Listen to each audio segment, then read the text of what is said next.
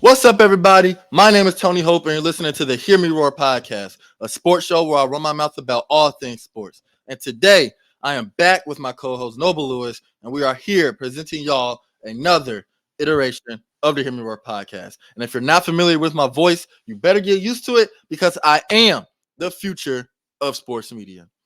It is March 19th, about to be March 20th, very soon, like less than an hour. Um, Starting to get warm again. Weather, you know what I'm saying? The sun is out, no clouds, slight breeze, so it's perfect running weather. You know what I'm saying? I got done doing my miles outside, trying to get ready for wife beater season, get ready for crop top season. You know what I'm saying? Get these pecs right, get these arms right, get these abs right. You know what I'm saying? After that fight, March 1st, man, I started eating. I got fat. I got fat on them. I still working out, but the physique ain't there. So I got to get it back before it gets, you know what I'm saying, to the full. I take my shirt off everywhere I go, whether. But yeah, it's also crunch time for the NBA. It's the final stretch of the season. We are getting towards the playoffs. You know, April, May, June, that is NBA playoff action, and we are almost there. March Madness is almost here as well. Actually, no, I think it is here currently. We got NFL free agency. The big name is the exciting period has ended. Of course, players are going to continue to be signed throughout the offseason, but all the big names have been taken. We also have some trades that have been that have happened literally right after our previous episode, plus throughout the previous days. The draft is coming up. We got a lot of stuff to talk about, man. WrestleMania is coming up in a few weeks too. UFC 300 is coming up, man. Let's get right into this episode. But before we do, please like, comment, and subscribe. Give us a rating on Spotify and Apple Podcasts. Let us know what we can do better. Let us know what you'd like to hear. All feedback counts, and we appreciate it. We appreciate y'all support. Let's get into it. NFL free agency. All of the frenzy has, came and went. We started with Kirk Cousins to the Falcons and Danielle Hunter to the Texans and Saquon Barkley to the Eagles and Derrick Henry to the Ravens and all these other big, massive moves. Now we're in the cool down phase. That's what I like to call it. We're just in a cool down phase where maybe for you. Seems like every year my team has some sort of drama, but maybe you guys. Oh, y'all got some. Y'all got a little a big question mark covered up clearly. With some new. I was gonna bring that in too. Y'all have some news surrounding one of y'all's star players. But yeah, like I said, there's all the big names have kind of came and went, but there's still plenty of news to talk about. The biggest of which, Justin Fields. He has been traded to the Pittsburgh Steelers for a bag of chips. Salt and not even salt and vinegar, a bag of Frito-Lays, a bag of stale ass, crunchy ass, plain Cheetos. That's what he was traded for. The Bears essentially gave Fields away as if the Steelers were a goodwill donation center. Like actually, the Steelers got him they acquired Justin Fields for a 2025 conditional 6th-round pick that could become a 4th-round pick depending on playing time. We're talking about a former 1st-round pick. Talking about a player who still has franchise quarterback potential getting traded for a damn 6th-round pick. The Steelers, that's insane. Honestly, that seems like it's been the theme lately in terms of quarterback trades. The value of lesser quarterbacks has almost diminished when we're talking about trades. Like, look at Trey Lance. He was traded for a 4th. Obviously Justin Fields right now. Mac Jones was traded for some Cheetos. So it's the value of, especially quarterbacks that are going to be backups, like almost 100% guaranteed injury aside, are going to be backups. It seems like their value is just extremely low. And we're talking about very recent 1st-round picks. These aren't 1st-round picks from 2014, 15. These guys were picked in the 2020s. These guys are recent 1st-round picks. So it's just interesting to see how the quarterback landscape over these last couple of years and the discussions that we had going into these drafts, or who's the best quarterback in this draft, all that's just kind of coming to a head in the last couple years, because it's just, there's been so much turnover in terms of what are we doing with these quarterbacks. But guess what? You know who did get something for a quarterback didn't work out? All hail Terry Fontenot. He got something for literal garbage. Sorry, Desmond Ritter.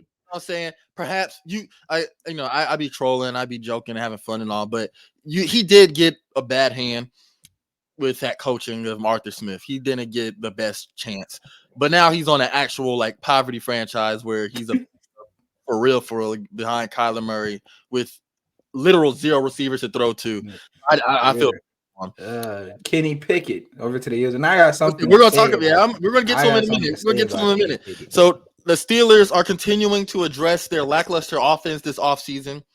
Of course, earlier we talked about it in the last episode. Earlier this week, they signed former All-Pro quarterback Russell Wilson, and then they traded away their 2022 first-round draft selection, Kenny Pickett, to the Eagles after Mike Tomlin openly welcomed a quarterback competition heading into next season. I know you definitely have something to say with it. So before I pass it to you, 2 weeks ago, Steelers GM Omar Khan said the Steelers believed in Kenny Pickett. However, I don't think Kenny Pickett believed in himself. It was either fight or flight, and Pickett chose the latter. You know, his statement on the move is that he just, and I quote, "It just felt like it was time. From things that transpired, I wanted to get a chance to go somewhere else and continue to grow my career." But to be honest with all the listeners, it sounds like Pickett is entitled.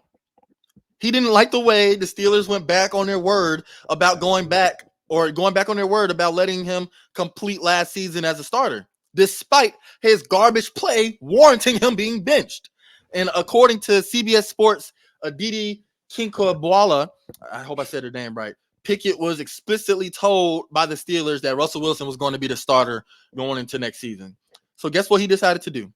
Pout, run away from the smoke, run away from a chance to turn his, change the image around his name, not just within the franchise, but with your fans. Now you got people who believed in you turning against you. You got Steelers staff probably turning against you. You see how they just gave you away for nothing. Now, guess what? Instead of going to a team where you can compete for a job, you're going to be a bona fide backup, barring injury. Yeah, and I'm not one for name calling players. I hate talking about certain players' character because, frankly speaking, I don't know these guys. But in this instance, that is all I need to see about your character regarding where you stand, where the dog is in you. You have no dog in you. It's gone. How do you get a chance? Because they said Russell Wilson. They might have told him Russell Wilson been a starter, but at the end of the day, you always do get a chance to compete. They might have said Russell Wilson's the starter, but if he goes out and stinks training camp up, it's not like they're paying him a bunch of money. They're not guaranteed to start him. If you work on your game, maybe there was a chance you could have won out in training camp. Who knows? We won't know that now. But also, just like you said, entitlement, feeling like you deserve to start in the NFL. Your new number on the Eagles is number 16. In the year since you've been in the NFL, you have 13 touchdowns. Your number is higher than the amount of touchdowns you have. Like you have shown nothing that shows that you deserve to start over, especially a tenured quarterback in this league. They gave you, and he said he was fine competing until, I'm guessing he expected them to bring in a bum because the Steelers, in throughout history, the Steelers have not been big buyers in free agency. I can't think of big free agent names that they've gone out and grabbed. Like, I don't know if you can, but off the top of my head, the guys I think of when I think of the Steelers, AB, Palomalu, Bell, Ben Roethlisberger, all these guys were drafted by the Steelers. They're not big spenders. So he probably expected them to go get a bum, and he probably expected to win the job out very easily. They go out and get a quarterback who's actually competent, and then you just run from the smoke. And I just think that is such a bitch move. And I mean, I really, just like you said, the entitlement that you think you deserve a starting job in the NFL. You don't deserve anything in the NFL. You have to win the NFL. Nothing is given to you. And it was just such a bad look. Bad look. And like you said, now instead of sitting behind a quarterback who's tenured, getting to learn the game from him, a Super Bowl winning quarterback, getting to work, like literally learn the game from a better quarterback. Now, I mean, you get to learn a game from a better quarterback, but now you don't even have a chance of starting. Russell Wilson's only signed to a 1-year deal. After that year, you might have gotten your job back. You might have been the starter again. And who knows, you could have been better for it after sitting behind and learning from him.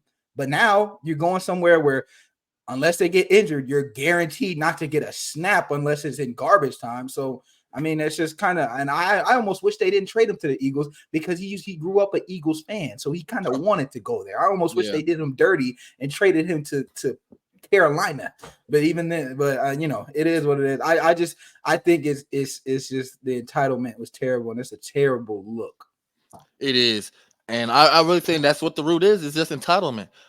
You have to be hungry, and not just the NFL, but especially in the NFL, but in any industry, because clearly you can see how quickly you can be replaced. Yeah, you were a top pick, or you're the 20th pick in the last year's draft or 2 years ago, and you were expected to have success. Like you were given chances. Even when you sucked, you were given chances. And when you play for a storied franchise like the Steelers, you don't have too many opportunities to be mediocre and garbage like you were, Kenny Pickett. And the fact that they were still allowing you to give you a chance to compete for your job against a quarterback, by the way, who hasn't had his best 2 years either. The last 2 seasons haven't been the best for Russell Wilson. It's not like they're bringing in someone who is a bona fide superstar quarterback who you will never play get a chance to start over like you are behind Jalen Hurts. Russell Wilson hasn't had his best 2 years. So you definitely had the chance to learn from him, to compete against him, to show Mike Tomlin and the rest of your staff that you have something to play for and that you want to be on this team. Clearly you didn't, so you chose the easy way out. You pouted. You didn't want to compete, and yeah, it's a bad look for his stock. Howie Roseman picked him up because Jalen Hurts does have a little bit of he gets hurt every once in a while.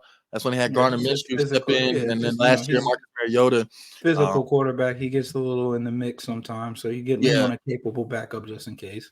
So from the Eagles standpoint, yeah, you didn't give up nothing. Good pickup. And from the Steelers standpoint, you got somebody up on out here that doesn't fit y'all culture. So it's a win-win in my eyes.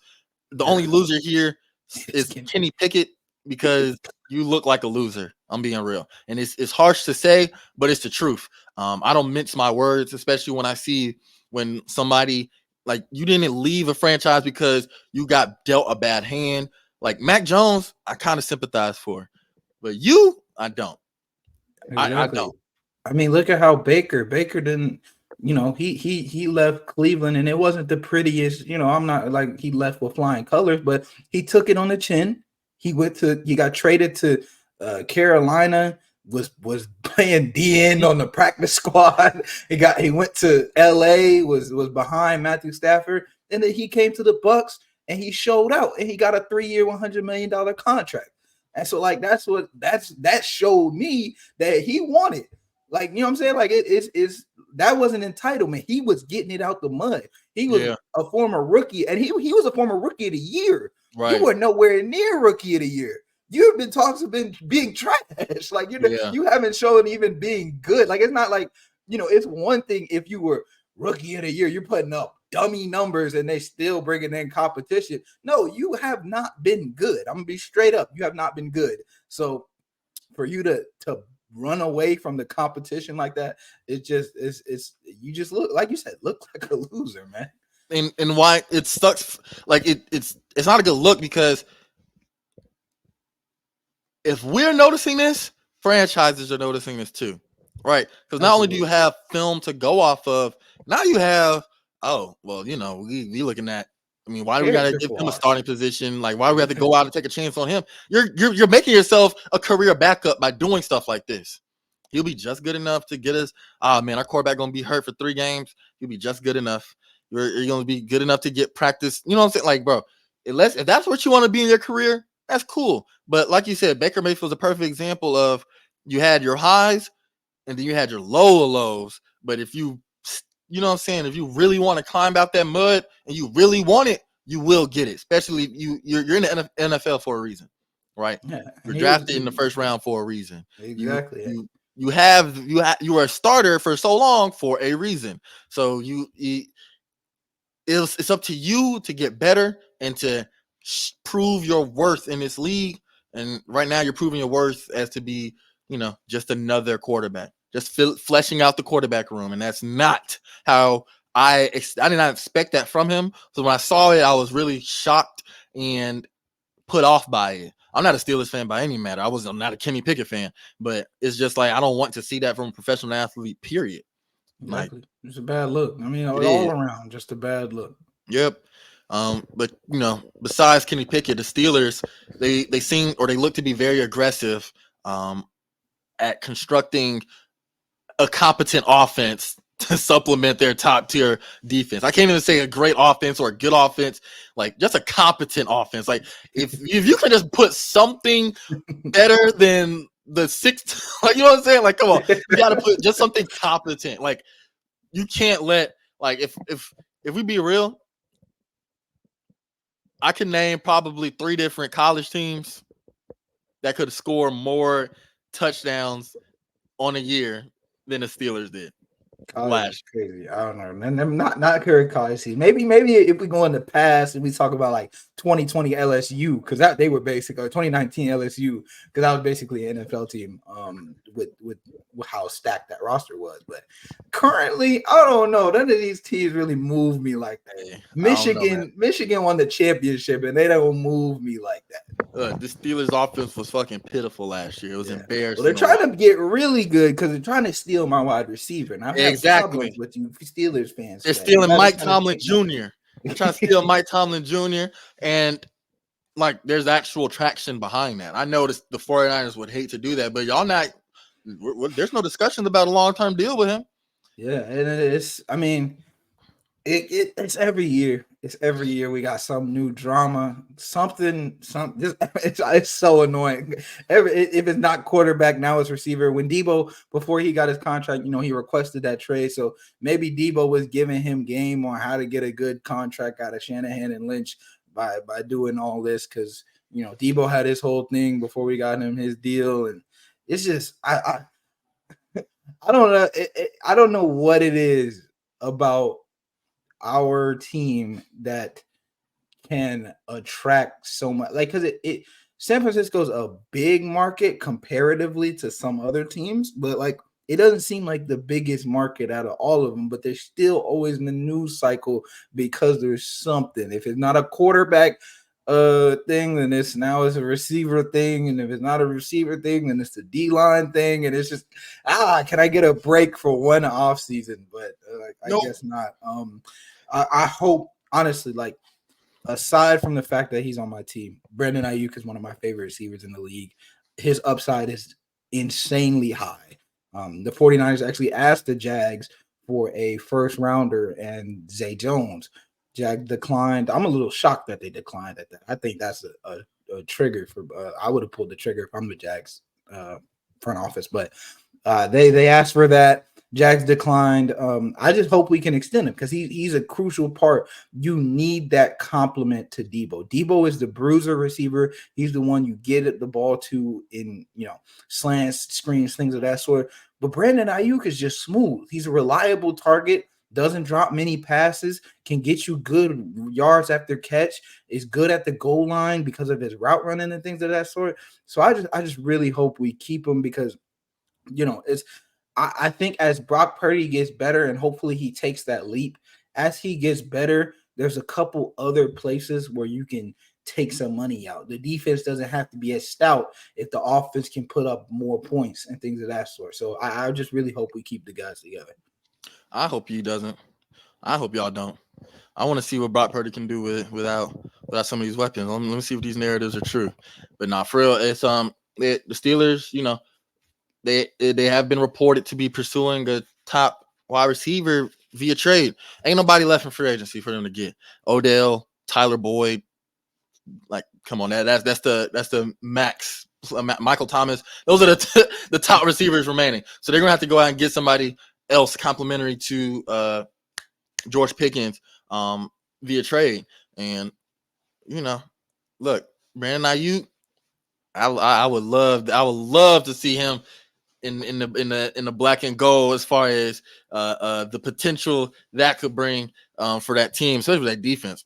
I'm not gonna lie, I don't know. I've never hated the Steelers. I want to see the Steelers be good again. Like, I don't know. Maybe it's the nostalgia in me. I don't know. I Seeing don't know them if you have any. versus that, maybe it's just because the Ravens are good. You want to see that rivalry I spark think back. so, because man, that was literally our childhood. Like, bro, the Oh yeah, AFC North has absolutely. been the most competitive and the most entertaining division for the entirety of our lives. And I And the want Steelers have pretty much been good for the entire. As long as Big Ben was quarterback, they were in. For most, aside for the last 2 years yeah. or so, they were at least like playoff contenders at the minimum. Yeah, they're a So very, very great team. Maybe, hey, I don't know, man. Bring AB out of retirement. What you think he's doing right now? Like, you think, no bro? good, up to Imagine, no good imagine at all. AB and Russell Wilson on the same team, bro. That is a wreck waiting to happen. That Yeah. is just an Up arrest to waiting to happen. absolutely no good. I don't. His career is over. But But it's a 1-year Hall of deal Famer in for my eyes. Russell Wilson and a young Justin Fields right behind him. He still has the potential to be a franchise quarterback. So, like, the Steelers they're playing. I don't want to say playing with house money, but offensively, they're pretty flexible. You know what I'm saying? Like, they didn't take any huge risks. Like, what massive risks where it's like, oh man, you got to do good this year have they taken? Yeah, both of their quarterbacks, both Fields and Russell Wilson's, are both like can't lose thing like signings, because Russell Wilson, you got him for dirt cheap because of the Broncos. So if he's not good, you're not paying him Deshaun Watson money just to go be trash. And then Justin Fields, he's only got up to go as a prospect. I mean, what lower can he do than being second in the depth chart? And then also, if he does show that upside, now you have your quarterback for the future. And it was only for a 6th-round pick. So both Not of to those were mention, good. not to mention, I mean, Russell Wilson in his absolute prime. That's a comparison. That's a good comparison to Justin Fields in my eyes. Of course, Justin Fields is much bigger. Russell Wilson has And I think been he's a a smaller little bit medium. better of a runner too. Yeah, but it's like we can definitely pick up something from Russell Wilson as far as his improvisation. Justin Fields is, if he can get his pocket passing a little bit better and his awareness as well. I think his ceiling is still literally like he can lead. Yeah. He's a franchise quarterback. I still have plenty of faith for Justin Fields. That's why I wanted him to be a Falcon. I'm not mad that he's not a Falcon. And I think the Steelers is a good landing spot to be behind Russell Wilson, and he has a chance to compete. Also, like I said, there's no guarantee that Russell Wilson is going to keep the starting position throughout the year. Who knows what happens? But I think right now, top priority for Steelers as well. You got to land somebody good for that wide receiver 2 position. You had Antonio Brown, you had Juju Smith-Schuster, you had Deontay Johnson, you had George Pickens, but you got to have that number. Excuse me, you have to have a number 2. What was Buddy's name? Martavis Bryant. Who? Oh, I thought you were thinking Martavis Bryant, because that's who they had before. Yeah, Martavis Bryant was another one. I was just about to say, because who was lining up on the other side of Antonio Brown? Yep. Before Juju, it was him. Yeah. Yep. So you always had those 2. They've been very good at that. What's the man's name? Even before then, it's Antonio Holmes and Antoine Randall. Or no, was it? No, what's the other dude? Fuck, Hines Ward. Come on. Yeah. You're talking about Hines a Ward little bit before. Yeah. So y'all, you have to. This is what you're, and I'm sure I don't watch 80s, 90s, 70s, 80s, 90s football, but if I go back, I'm sure it's the same thing. Gotta go. Yeah, I always have to get that number 2. I think George Pickens is number 1 capable, caliber rather. Gotta find a number 2. So take a chance on that. That's where you go out and say, all right, I'll trade away a high pick. Stephon Diggs, maybe. I don't know. That would be very nasty from the Bills' perspective, right? It would take a very good haul, because the Bills would be absolutely trash if that happened. But who I don't know if Pickens is the type of guy to accept a wide receiver 2 role. Then get his ass up on out of here. I don't want to knock his character, but he just didn't seem like the type of guy to be second fiddle. That's cool. Like I said, the Steelers right now, the Steelers ain't playing no games, is what it looks like. If you're not here to ride and you're not here to sacrifice and play for a championship, getting your ass up on out of here. Like we're not dealing with that. So George Pickens too, you know what I'm saying? He had a little beef last year, a little, you know what I'm saying, a little tension on the sidelines at times. And even his name his being in the quarterback media was Kenny Pickett, so I'm kind of with him on that. I get it, but same thing with the effort. So we look, George Pickens, hell of a receiver, but look, we ain't finna. If I'm for the Steelers management, look, if your ass ain't ready to if we get somebody better than you, get better or get gone. At the end of the day, like I'm not playing around with y'all. That's it. I'm trying to win. We haven't won a title since 2009. We haven't been even close to sniffing a championship since 16, 17. Right, like what was that Jesse James catch in the playoffs where the catch that wasn't a catch or the touchdown? It wasn't a playoff game. That was actually a regular season game. It knocked them out of the 1 seed. See, so that was the last time that I really remember the Steelers being cream of the crop. Y'all got to get back there. 2009 was y'all's last ring. I was like 8 years old. So we got to be real. In other news, Aaron Donald, he has retired from the game of football, and he will go down as not just one of the best defensive tackles ever, not just one of the best NFL players ever, but one of the greatest athletes of all time. And I will stand on that. Right there with MJ, right there with LeBron, right there with Mike Tyson, I'll stand on that for sure. He was a genetic freak, and it wasn't just like he was freaky strong just out the womb, but he was undersized for a D tackle position. He was only 6'1". If you look at his draft, things that people were saying about him in the draft, they were saying, his size might be an issue. His strength wasn't what it became. He had to work for that. He was fast for a D lineman, but other than that, you look at his draft stock, he was projected to be fifth or third, fourth, fifth rounder. Like he was not. A lot of people were not high on him at all. Yeah, he put all that aside. Drafted with the 13th pick to the St. Louis Rams at the time, and he's always pissed clean. Never got suspended for a drug test. He only missed a game in what year was that when he missed his first game of his career? It was like 2021, 2020, like it was like that. And he was trying to play through an ankle sprain. He was trying to play through an ankle sprain that requires surgery. So he's an Iron Man. He has a rare combination of strength and speed, and not to mention just how massive of a man he is.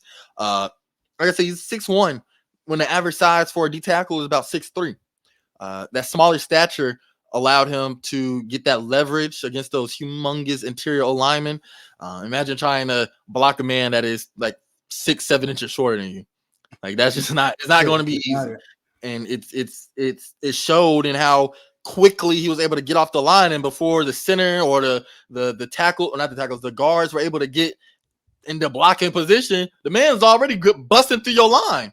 Yeah, and there were times you had to literally dedicate 3 offensive linemen just to stop him alone. And these guys are rushing 4. You almost have to take the mismatch, leave someone open just to stop Aaron Donald and things of that sort. If you want to run a run play to his side, you got to put 2-3 bodies on him just to get him out the way, just to get him out of position. And even then, he might still be in the way. So it's just, when you think about it, Pro Bowl every single year of his career.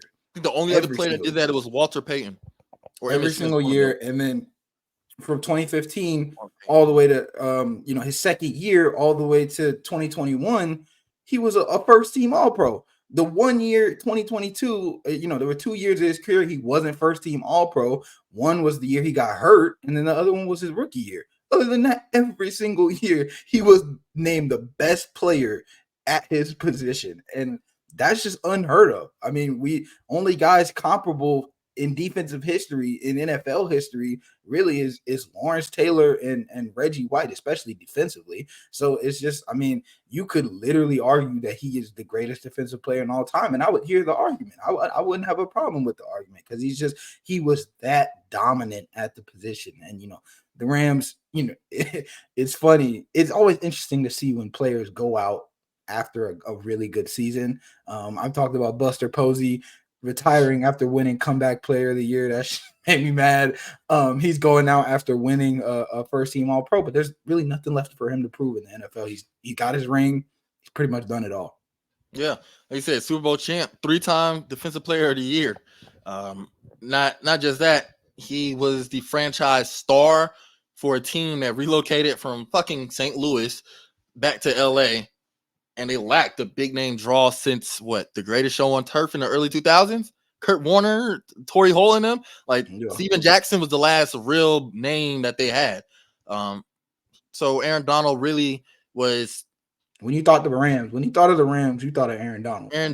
That's it. Aaron Donald. And it's like I said, he went to St. Louis of all places. Then it was during the time where they fucking sucked. It's very like their careers are really similar. Him and LeBron. LeBron went to the damn Cavaliers. Cavaliers sucked, and he was the name. He was the name for them for the rest of his career. Same thing with Aaron Donald. 111 career sacks, 176 tackles for losses, 20 and a half sacks in 2018, which is good for 8th most all time for sacks in a single season. And this is a D tackle, not a D end. This is not a D end, not an outside linebacker, not an edge rusher of any sort. No, this man is in the middle of the offensive line going against centers and guards, sometimes double 2 teams, or 3 at a time. Teams. It's just ridiculous, man. And that's why I believe he is so much better than his stats show, which is saying something because his stats are already insane and his accolades are crazy, but he wreaked havoc on offensive coordinators' game plans, and he gave quarterbacks. I know you know this. They gave quarterbacks nightmares every time they came up. For some reason, I don't know why, but for whatever reason, when he played us, he was never as good. Daniel Brunskill held him to no pressures in 2 games one year. Like it was, I don't know what it was when he played us. For some reason, he just never was top. But even still, him being on the field, I don't care if he had no sacks, no pressures, no nothing all game. By the time fourth quarter come, that doesn't matter. I'm still scared of number 99. Yeah. And that's just how much of an impact he has, even without doing anything. Like if the rare times where he's held to a pretty pedestrian performance by his standards, he is still a force to be reckoned with. That's very rare. He's known as a pass rusher, right? Known as a pass rusher, of course, all the sacks and his, funny pictures of him jumping on quarterbacks and shit in the air like a damn Hulk. But he's really great at busting up run plays too. He's still a D tackle by heart. As a D tackle, he has to cover what gaps? The A gap and A and B gap. Or C gap? A and B gap. A and B. Okay, so he has to cover the A and B gap. So, and with how quick he is and his ability to his IQ and his film study, if you run an inside run towards him, you're an idiot. Like that shit's getting cooked off top. So and the thing is, he could also still line up at edge. He did it multiple times, and then Sean McVay was really good at doing that by mixing him up, stunts and things of that sort, having him come off the edge and things of that sort. And he had the speed and versatility to do that. You could, if he would have played his career as an edge rusher, he probably wouldn't have lost a step. Everything would have probably been almost the exact same. Yep, and he's also what makes him so much more impressive in my eyes is that with the amount of attention that he has to get and the respect that he has to get from the opposing team, you had to commit 2 to 3 guys on him. You might have to bring in more blockers, which means you can't have as many receivers on the field. Instead of running a 3 wide receiver set, you're going to have to run only 2 because you got to commit the rest of them to stopping Aaron Donald, because he also played alongside Ndamukong Suh. He also played alongside Von Miller, and just with the amount of attention that he got, it created opportunities for his teammates. And Absolutely. That is the hidden stats that he won't get credit for. It's the stuff that you have to watch and see. Like, dude, he did all of this. Like you're having to triple team this man, but you're leaving like these are still other NFL players you have to block too. You're The leaving them year they wide open. won the Super Bowl, that is really what the defense was predicated on. That pass rush. You had Aaron Donald on one side, and you had Leonard Floyd on the other side, and that was one of his highest sack seasons. Was when he first got to the Rams. He went from a 3-sack season, to a 10.5 sack season. Like I mean, he's a really good. He's a good player, but you benefit so much from having that other guy who commands so much attention. Yep, and I'm sure we'll probably hear something from Leonard Floyd, and he's probably thanked Aaron Donald for just how great he is. Like, dude, you probably got me paid, or you probably got me one of my best seasons. I appreciate how good you are. But yeah, absolute legend. All time, one of the greats. Like I said, you can put him up there for greatest of all time as far as defensive players are concerned. I think he is up there with greatest athletes ever. Just like from pure he had to work for that. He had to earn that, and it's so versatile. He's good at everything. He's not a one-trick pony. It's not like he's he's just gonna bull rush you, and that's what he's gonna do every time. No, that's not the only thing he's good. He's good at everything. Not a jack of all trades type situation. No, he's a master of all trades. So he is one of the premier athletes of our generation, where we were able to watch him from start to finish. 10 years in the league, and it went by really fast. I'm not gonna lie, that shit went by quick as hell. It did. He was only 32. Like, he probably still had another 2-3 years in him. He went out as first team All-Pro. Like he literally went out as the best player in his position. He easily, I think, very easily, injuries aside, could have went 3-4 years at minimum. So yeah, it's insane. Another retirement. Leighton Vander Esch, he retired after only 6 seasons with the Cowboys. So the Cowboys cut him, and he retired from the game of football. That neck injury. And he had always been a little injury has always been a thing with his career. But thanks to Trent Williams. Yeah. It's football, man. Yeah. Dad, don't it's football me. Ruin this man's career. Yeah. Hey, it's football. I don't know what to tell you. Nope. Look at Ryan Shazier. I think about him relatively often. I'm gonna be honest. I think about him because I mean that's Steelers. When I think about what the Steelers could have been, I think about his injury and what that loss did to that team. It was a horrible injury. It was a sad injury too. Not being able to. We all love miracle stories, but that's one where it's a miracle for you to fucking walk again. Like that's the miracle of it. Not the miracle stories of players coming back and playing and stuff. Miracle that he can move his appendages, like move his arms and legs. It was scary. Like it kind of humbles me because how quickly you can feel on top of the world and how quickly it can be taken away. But speaking of the Cowboys, what the hell are they doing? They're besides nothing. They're all in. What did Jerry say? They're all in, man. They've done absolutely nothing, and they're all in. And I don't know what to tell. I don't know what to tell. Like it's just it's definition of insanity, right? Doing the same thing over and over and expecting different results. Yes, you get Diggs back. That's absolutely going to help that defense. Michael Parsons is going to be due for a contract soon, but he's still Michael Parsons. Dak is Dak. He is who he is at this point. I mean, he's a solid quarterback. He's a top 10 quarterback, but he is who he is. You know who Dak is. The playoffs, you know what he's going to do in the playoffs.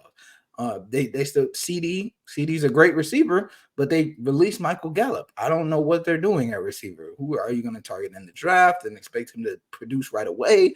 If you're all in, that's an interesting way about being all in, is expecting a rookie to come out and have a great immediate impact. I just don't know what they're doing. And they said and this is why we make fun of them, right? Because they say they're all in, and then you do nothing. Like what about this is all in? Like, what do you expect? Like, if we look at this year's, of course you still got a couple more weeks of free agency, but what the hell are you going to get? And then you look at last year's team, you didn't get better at all. You lost Tyron Smith. You lost what's Buddy's name? You lost Tony Pollard. You lost Leighton Vander Esch. You signed Jerry Jeudy. Fucking congrats. No, it is. No, I'm sorry. I'm tripping. I'm sorry. I'm jumping ahead of schedule. I'm sorry. We're gonna get to you in a second. Cleveland Browns and Jerry Jeudy. I'm jumping ahead of schedule. But yeah, like Gallup. No, it's like that's what I'm thinking. I got confused. Michael Gallup, you lost him. You cut him actually. So you have a net negative offseason, but you're talking about going all in, and you have young players you have to pay. Meanwhile, your main competition got better. The Eagles, who was in your division, got better. The 49ers are still the best team in the NFC. The Falcons got better. Like all of these teams that you can kind of skate by and, we don't got to worry about them. Even the team that knocked you off, they got Josh Jacobs. Yeah, the Packers got better. So like you can like you're just standing by idly while every team is leveling up. Like real competition. Like it's not just we're gonna see what they can do, and they might be able to. No, like these are real competitors now, and you have gotten worse. You have fallen off just slightly as far as like roster wise, because you still have your main names, but even with those main names, you still sucked. So what difference is happening? You're losing. Like I don't get it. I don't know what's going through the GM's head. I don't know what the hell Jerry Jones is doing right now. He's just kind of like he's gonna ride this motherfucker until the wheels fall off. It looks like. I just don't get it. I don't get it. The Cowboys are just pure. But guess what? I bet you the Cowboys fans still gonna be talking about this is their year. I bet you they still going to go 7-0 and start talking about this is our Super Bowl year. Dak Prescott for MVP. I bet that's what they're going to still say. Yeah, man, no, it's just I mean, even I don't even know if this year, even they might be on the fence this year. Even Skip was looking a little skeptical, and we know how he is. So I don't even know if they believe this year, but they probably still do. But like I just they've pretty much only lost. Like I just can't think of what they've actually gained this offseason. That was a legitimate like starter or something like that. Like they lost two of their offensive linemen. Obviously, Tyron Smith is the more important one, but they lost Tyler. I don't even know how to pronounce his last name, so I don't want to butcher it. But Tyler B, they lost him. So that was a starter on your offensive line. They lost Tyron Smith, Tony Pollard, Michael Gallup, Leighton Vander Esch. Like literally, like you said, a net negative. Nothing has really been gained this offseason. So I don't know. I don't know what they expect. I don't, but I'm not going to be here complaining. I love to see the Cowboys in the first round. I love to see them. We can go ahead and knock. I would be happy to see them up in the first round with the way the Falcons build. I know you have zero fear in them. Right? It's chicken. Look, we forgot to say the Lions. Lions are still a great team. Now, when you are at the bottom, too, Lions. Yes. Are who, didn't the Lions? The Lions are who? What's it called? I ain't thinking. Give me 1 second. I'll get back to it. But the Lions have actually been building, and they're only going to get better. You got guys going into their second and third seasons and things of that sort. So, yep. Like if you think about it, you look at like you want to do a power rankings. If all those teams are just listed, the Cowboys are at the damn bottom. They're at the bottom, and it's funny because they're slowly trending back to the days of Tony Romo at quarterback, where they're 9-7, just barely finishing above 500, just barely making a wild card, just barely winning a sorry ass NFC East division. Like they're trending back down there, and I'm loving it. I have no complaint. Kevin Ziegler from the Ravens, their guard is who they got. Their Pro Bowl guard is who the Lions got. They got better. Yeah. So it's we're sitting up here and we're literally looking at it like y'all are falling behind the cue ball, and now. There's not much you can do but the draft and trades. That's all y'all can do. Free agency's done for, my brother. Unless you can go find you someone else to I guess I don't know. I don't know. So they'll figure it out. Right, yeah, I'm saying I'm not worried about y'all though. Y'all can y'all have fun doing that shit. I'm ready to go. Like I said, we'll see y'all in the first round. We're gonna get y'all up on out of there. Get the Falcons back on the winning track. I'm cool with that. I'll see y'all in the first round. Mike Williams, one of the bigger names left in the free agency. He signed a 1-year, $15 million contract with the New York Jets. The Jets haven't had. Sorry, go ahead. That's who Tyron Smith went to. Yeah. So yeah, the Jets, they haven't had the same internet breaking offseason as last year, but like I said, they still made some nice moves. Mike Williams and Tyron Smith. Um, Only thing with Mike Williams is that he just came off an ACL injury in week 3, and he's only played 16 games out of a possible 34 over the last 2 seasons. So definitely got to watch out for his injury concerns. But like I said, at least the Jets are doing something. They're not standing by idly like, man, we'll run it back with the healthy Aaron Rodgers. Nah, let's just try to let's try to open our window up as wide as possible. Absolutely. And you still got Garrett Wilson out at number 1. So I think Mike Williams, if he's healthy, which is a big question mark, but when he's healthy, that's a really good wide receiver too. So, body. Like you said, their offensive line, that was one of their biggest weaknesses. They went out and got Tyron Smith. They're probably going to get somebody in the draft. So they're actually making moves to get better, even though they were held back by a major injury. They still didn't just say, oh, let's just run it back now that we got Aaron Rodgers. Like you said, they went out and got better to position themselves even better when Aaron Rodgers comes back. So it's just like you see that, and then you see the Cowboys, who have done nothing and have no reason to even believe that they should be doing nothing. Even the 49ers coming off a Super Bowl berth, even the Chiefs coming off a Super Bowl win and got better. They went and signed Hollywood Brown. Like, even they're getting better. And and as the Cowboys, you think you're in a position to be chilling? Like, I told y'all that the Chiefs, you're not going to see the Chiefs walk into next season with the same sorry ass wide receiver. Nope. They said, well, we're gonna put Hollywood Brown and Rashee Rice next to each other. Hey, that has potential. Absolutely. And they get Sky Moore back. Sky Moore got hurt last year. They get Sky Moore back. Still got Pacheco in the backfield. Still got Travis still got Travis Kelce. And then obviously, they need no introduction. You still got number 15 at quarterback. So So, like I said, I told y'all they were not going to let that shit happen again. They were not going to be fighting for their lives on the road again. They weren't even fighting for their lives, really. They were cruising to the Super Bowl, but still, point remains. They wouldn't have got better. The Browns. So let's go and get into this. They traded for Jerry Jeudy. They traded with the Broncos for Jerry Jeudy for a 5th and a 6th round pick. That's not a bad haul. That's not a bad haul. That was a good pickup. You know what I'm saying? That's pretty good value. But then they went and dropped $58 million over the course of 3 years on Jerry Jeudy.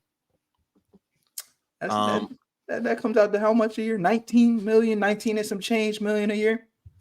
Don't y'all got a $200 million man in a quarterback that has only played 16 games over 2 years? It hasn't looked very good in those 16 games. And you think Jerry Jeudy in a 3-year extension after he already hasn't had the best couple years of his career already? You think that's the answer? 58 million? 19 a year. You know who makes 20 a year? Chris Godwin, Amari Cooper, Keenan Allen, Mike Evans, DJ Moore. Those are the caliber receivers that get almost 20 million a year. And you gave Jerry Jeudy, who's never had a 1,000-yard season. We're looking at Jerry Jeudy, who last year played 16 games, 87 targets, 54 receptions, 758 yards, 2 touchdowns. Previous year, that was his best year in 2022. Played in 15 games, 972 yards, 6 touchdowns. Okay, that's not bad. Jump before the year before that, played 10 games, 467 yards, not a single touchdown. And what are the drops in all these years? His rookie year, he had a catch percentage of 46%. And we're paying him just under $20 million a year over 3 years. 41 million guaranteed. So they're in the books for a lot of that money, even if they do decide to move on. So, I mean, I know I'm very apathetic to it. I'm like, what the hell are you doing? But the Browns aren't a bad team per se, right? We're not making fun of the Browns, the team. We're just making fun of their financial accountants. They just seem inept. Between the Browns, the Saints, and the Broncos, I'm not sure who is the most financially irresponsible. I don't. That's like if you gave me a whole bunch of money, how quickly I would have spent that shit because I'm not good with money right now. That's are the type of people that are running these franchises. because the talent has never been a question for the Browns. It's the quarterback position that has been a problem of y'all since y'all's fucking like origin. Like y'all have never had a good quarterback. We can't name one good quarterback. Not one that's like the name is there. Not one.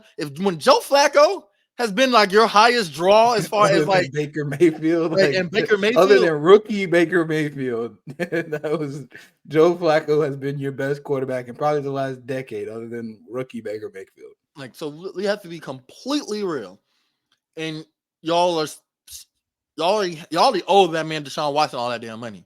Y'all thought y'all came up. Y'all thought y'all came up because we remember the drama of Deshaun Watson and he was supposed to come to the Falcons or who was going to go with and the Texans, this and that. And y'all said, man, fuck it. We're going to be the ones that go out and get this alleged sexual assaulter or harasser or whatever the hell you want to call it and pay him $200+ million. And traded 3 first-round picks for him. Don't forget that. Not only 3 first-round picks. And what have y'all gotten from it? 16 games total over his course of his Cleveland Brown career and a whole bunch of mediocre passing on the field.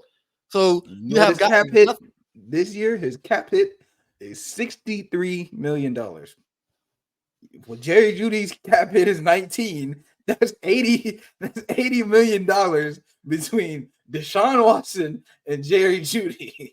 Now there is not one parallel universe, not one dimension, not one period of time in the history where Deshaun Watson and Jerry Jeudy would be the connection that would get you anything further than 6 or 7 wins on a season.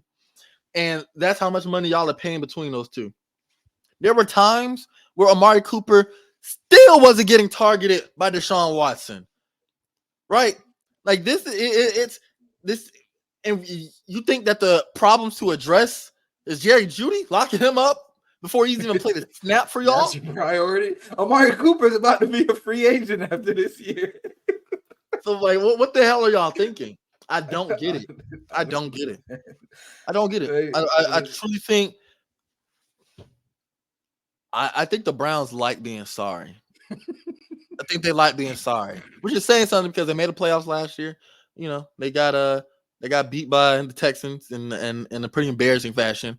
And I kind of see something similar happening this year. Y'all gonna be good enough to make the playoffs because y'all got that stout defense on one end. I'm sure Nick Chubb is going to be fully healthy, despite that freak ass injury that happened last time.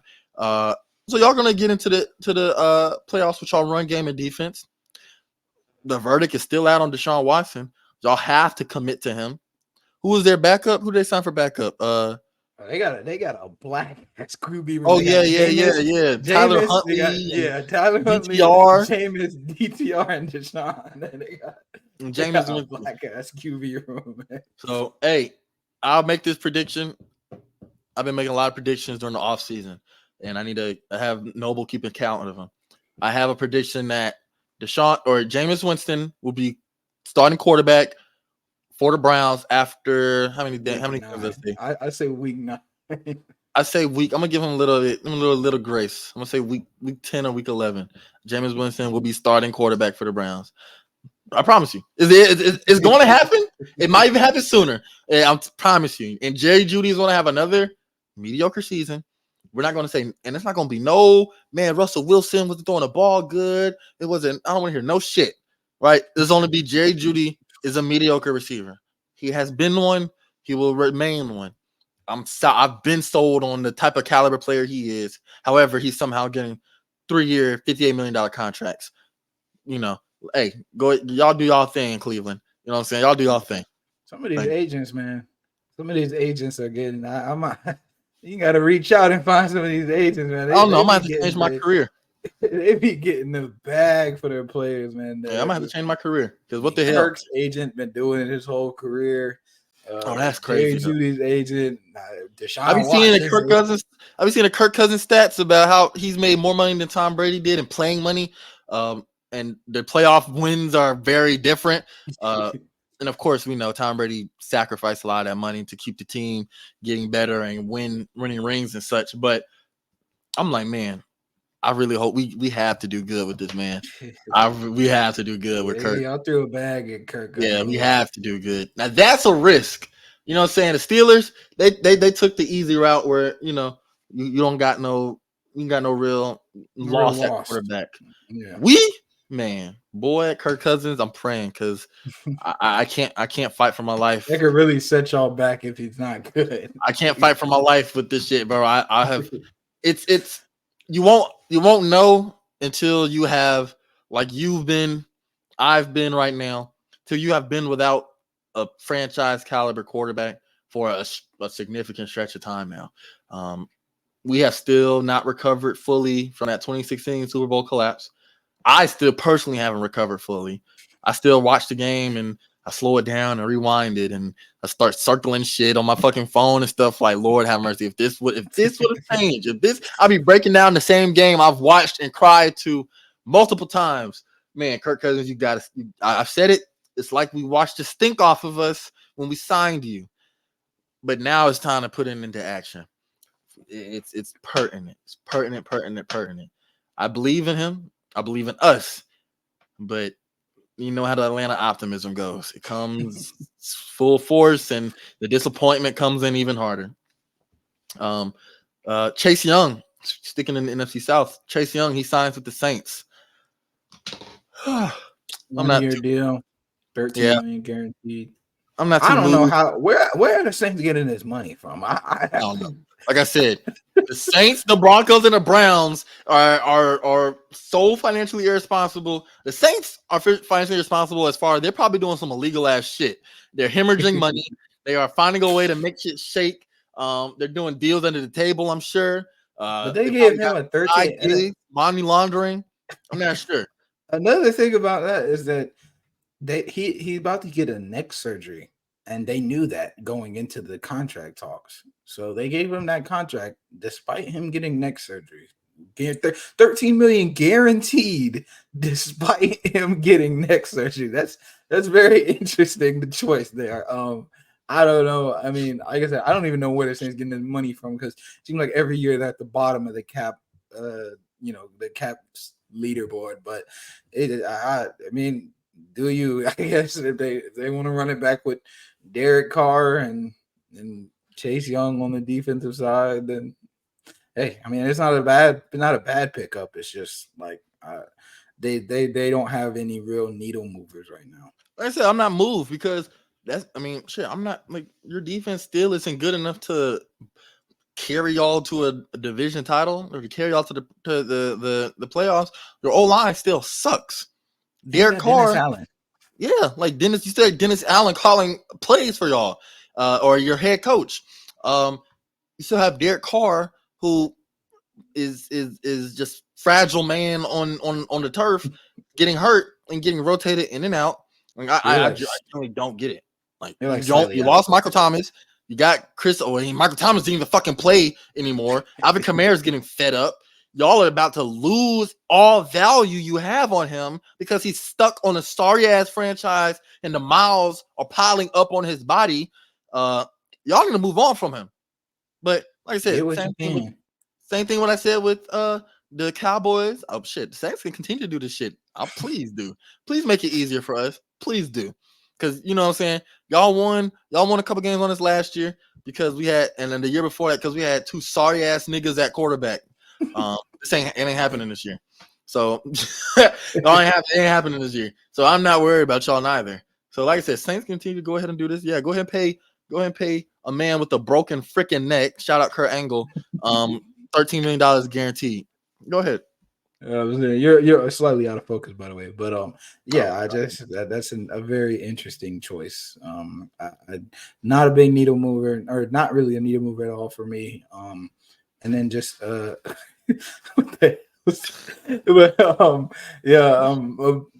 signing that 49ers made, signed Josh Dobbs, the Pastronaut, to be our backup quarterback. I think that's a good, solid backup. We lost our backup Sam Darnold to the Vikings, so kind of a swap, really.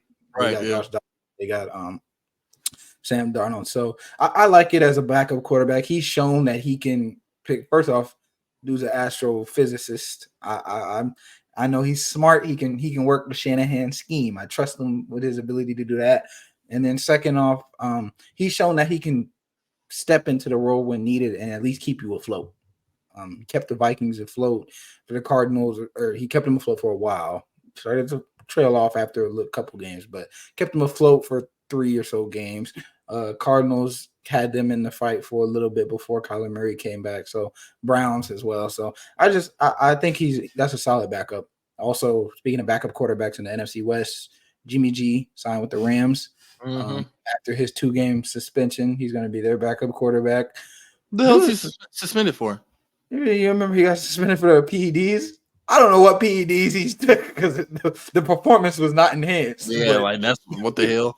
I don't know what PEDs. I don't know what PEDs you would be taking. I mean, arm strength, I guess. Arm strength, so you can overthrow niggas even more?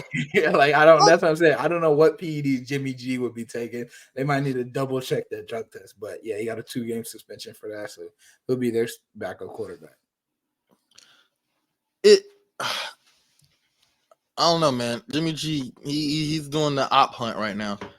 Y'all must have did something very bad to him. To the Raiders. He wants to stick in this division. He wants to stick it to y'all. He's already hit up the Raiders. Now he's with the Rams. What's next? Cardinals. Seahawks. He was in Seahawks talk for a little bit before he even left for the Raiders. Hey man, he wants to be with y'all's biggest rivals and y'all's biggest I'm surprised biggest division. I'm surprised he ain't going to Miami though, man. He got to see. I mean, when you think of the cities he's been in, obviously New England he got drafted there, but San Francisco he got traded there, but he went to Vegas, he went to Los Angeles. He's gonna go to Miami. You got to complete the trifecta, man. You know what he's looking for. I would too. Shit, if I was a man, like if we being real, Jimmy G is no better than a backup quarterback. We've known this for years now. If I knew I was going to continue to get a job, though, hell yeah, boy, I'm going to hit up man. Anywhere I can live in a city where I can have fun and just show up to work and just be ready to play football. Hell yeah. Man, no expectations. They don't expect you to go out and be a Super Bowl winning quarterback. So, hell yeah, I'd do the same thing. So yeah, that's the gist of NFL free agency. That's the gist of what's been going on. Next up is the draft. Bears. I expect y'all to get Caleb Williams. Who's the number 2 pick? The Commanders. Cardinals or the Commanders? The Commanders. Yeah. Drake May or Jaden Daniels, one of the two. I say Jaden Daniels. I think Drake May is going to go to the Patriots. Do the Bears have a 4th round pick too, or the 4th pick? No, not the 4th pick. They got like the 10-ish pick, the 4th pick. I'm looking at it right now. Oh no, the 4th pick must be the Cardinals. I think. Yeah, it's the Cardinals. Marvin Harrison Jr. Yeah, that's what a lot of people, and that's what he's predicted. Number 5 is the Vikings. Very interesting position for them. It is. A lot of people say JJ McCarthy, and I think that'll just set them back a couple years if they do that one. I'm not gonna lie to you. No, I ain't gonna lie. Yeah, I'll probably roll with Sam Darnold over him as far as dude. All I gotta say is the Vikings are in a weird spot too. They're in such a weird position as far as like, I think you stuck with Kirk Cousins a little too long, and you didn't get anything back from it. Like. Well, I've always said this too. I've always said that I think that the Kirk Cousins time in Minnesota has came and gone, and you need to get Justin Jefferson someone better, someone more suited to him, even more so than Kirk Cousins was. And that's not to say they weren't a good fit, but I just think that it was time to move on. Kirk Cousins has been there for a while now. It's time to move on from him. I said that last year, last offseason. Yeah, last offseason. I'm sorry. Actually, I had what I was looking at was a projected trade. A lot of people projected the Vikings to trade in number 5. I actually saw 2 sources that said that. So I thought it was the draft order. The actual order, the Chargers had the 5th pick. Well, yeah, the Chargers are probably in a position to trade back. Because if in the top 5 picks, mostly going to be quarterbacks minus Marvin Harrison. So yeah, Chargers should trade back, recoup some assets, capital. Yeah, and pick someone from a good position. That's where your scouts really come into play. Like, know who you're gonna get if you trade back. Like, you should have a list of like 10 or so, or 5 to 10 names of players that you know are going to be in a position for you to trade back and still get. I would not want to be a scout. I ain't gonna lie. That shit is scary. My job ain't gonna be on the line because I think who was it? This Zach guy don't Wilson get could the throw a ball dog. 70 yards down the field, and I say, yeah, we should draft him. And this man turns out to be a mother kissing bust. That's neither here nor there. I'm just rambling at this point, but because Kenny yeah, Pickett don't have that dog in him, I gotta suffer. yeah, right now I got it. Now my fucking neck is on the line because of Kenny Pickett ass. No, I refuse to. Nope, I'm ratting all y'all niggas out. I'm sorry, I'm throwing you under the bus too. But yeah, I'm rambling at this point, man. So yeah, draft's coming up though. I'm excited. I'm very excited. The NBA though, especially top 15. Yeah, it's gonna be a deep ass class, bro. I ain't gonna lie, it's gonna be a deep ass class. The NBA playoffs are coming up too. Ooh boy.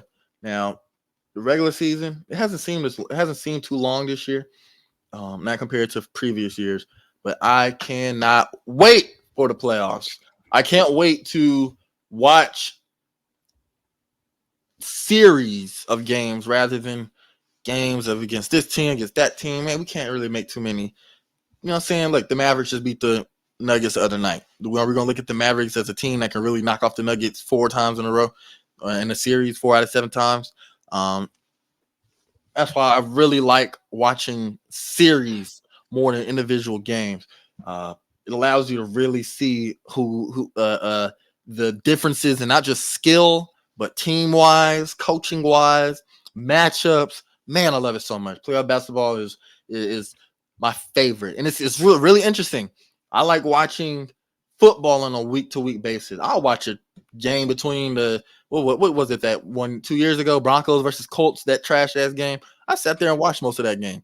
I'd rather watch week-to-week football than week-to-week or night-to-night basketball games. It's just, I don't know, but I'd rather watch NBA playoffs than NFL playoffs. It's very interesting. I'm a little bit well, I mean, I'm just a big football fan, so it's football over everything for me. But I just think when it comes down to, and it is very interesting to see how teams adjust over the course of a series. That's always very fun to watch. I just think with football, it's a little bit different because it's single elimination, so you never know what can happen. Like, that's the dangers, and that's the thing about single elimination is that it can go so many different ways between, the team you expect to win doesn't win, and just so many, one play can completely change the outlook of an entire playoff and things of that sort. So I think that's the one thing I like about NFL is that the stakes are just, you got to be on your A game. You can't take a game off because you don't have 3 more to recover. You got to win this game, and then you got to win the next game, and then you got to win. You have to be on your A game every game. So that's the one thing I like about NFL playoffs versus NBA. But like you said, seeing the adjustments over the course of a series, seeing the difference in coaching, seeing the difference in IQ between the players, seeing how they level up, and then from a moments perspective, NBA playoff moments always special. Seeing guys have big game 7s, big elimination games, and things of that sort, absolutely special. Yeah, and I think mine is your reasoning. I think mine is literally like the complete opposite. Like, single elimination, it allows for, it's more so like the shock factor is more present. It allows for a little bit of flukiness. Yeah, like, and it not maybe not so much flukiness, but like damn, like shit, like, come on now, if we be real, let's be real, bro. The helmet catch, that is a once in a fucking lifetime thing, bro. Like that Julian Edelman catch. That's why I think from a moment's perspective, it's just like I mean, it can change the course of so many things. And it's so frustrating watching, and I hate that it happened to me personally, where it's like, dude, we really that for real just changed the game. Like, I can't, for NBA. All right, an injury changed the series or a suspension changed the series. That's one thing, but bruh, this man just caught Jerome Curse. Jerome Curse just caught a ball that was supposed to hit the ground, and he ran it down to the 1 yard line. That shit should not have happened if I'm a Patriots fan or if I'm a Seahawks fan. Like, bro, we got bailed the fuck out. Like, it's just so much more heart racing. Like, bro, what the fuck? It's either the most heart racing stuff or the most depressing shit ever. And whereas basketball, we really sit up there like last year. We'll sit up there and look at the Nuggets and be like, you're just not going to be able to beat this team in 7, bro. With the Spurs in 2014. Like, we look at the Spurs in 2014 against the Heat even. We're like, bro, you could tell that these niggas are just playing different. Like, these folks are just different. Like, bro, the Cavs, when they came back 3-1, now that looked like that was a slow death. I ain't gonna lie. That's what sucks about them NBA series. The slow death sometimes when you choke, oh my God. It's a slow death show. And even then, I mean, that game 7 still came down to the wire. But yeah, it's like sometimes you just watch it and you know what's about to happen. I mean, I know you as a Hawks fan seeing LeBron whenever you dude, I had no hope. I had no hope. I knew what was going to happen. Even after as great of a year, was it 2015 or 2014? Yeah, we won like 60 games. Yeah, even after that, you just know you going into the playoffs against LeBron is in that. He was Thanos at one point. Yeah, I genuinely didn't. I still remember it because we had that long ass winning streak. Yeah, I was like, bro, we're not winning this. It's cool and all, and this was a fun year. Oh my God, those Kyle Korver heat checks, one of the cornerstones of my childhood.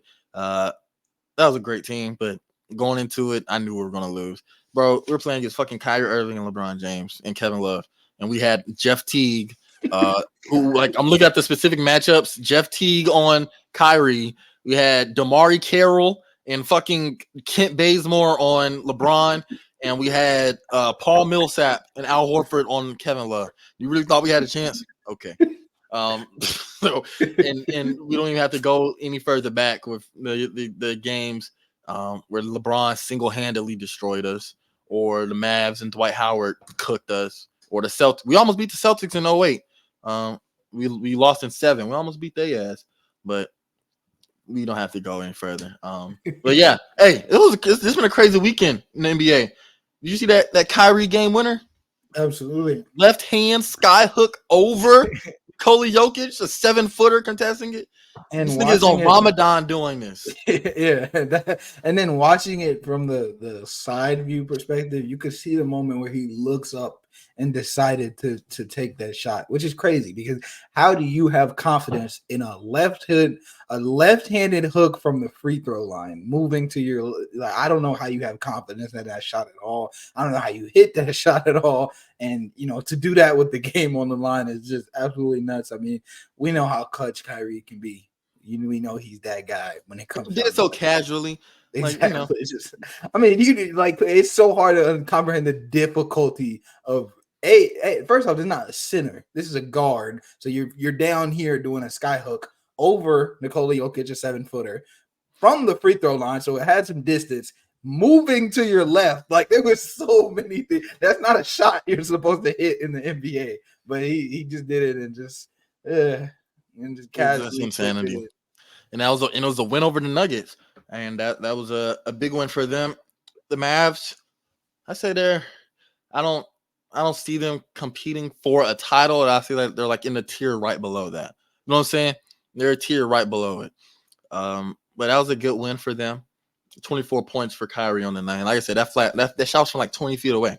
Like, and that's just silly. That was just a silly ass shot that he took up, and not silly as in like you're dumb, but silly as in like what the hell? Like you lose on that shot, you can't. I'm not unfocusing. God damn it!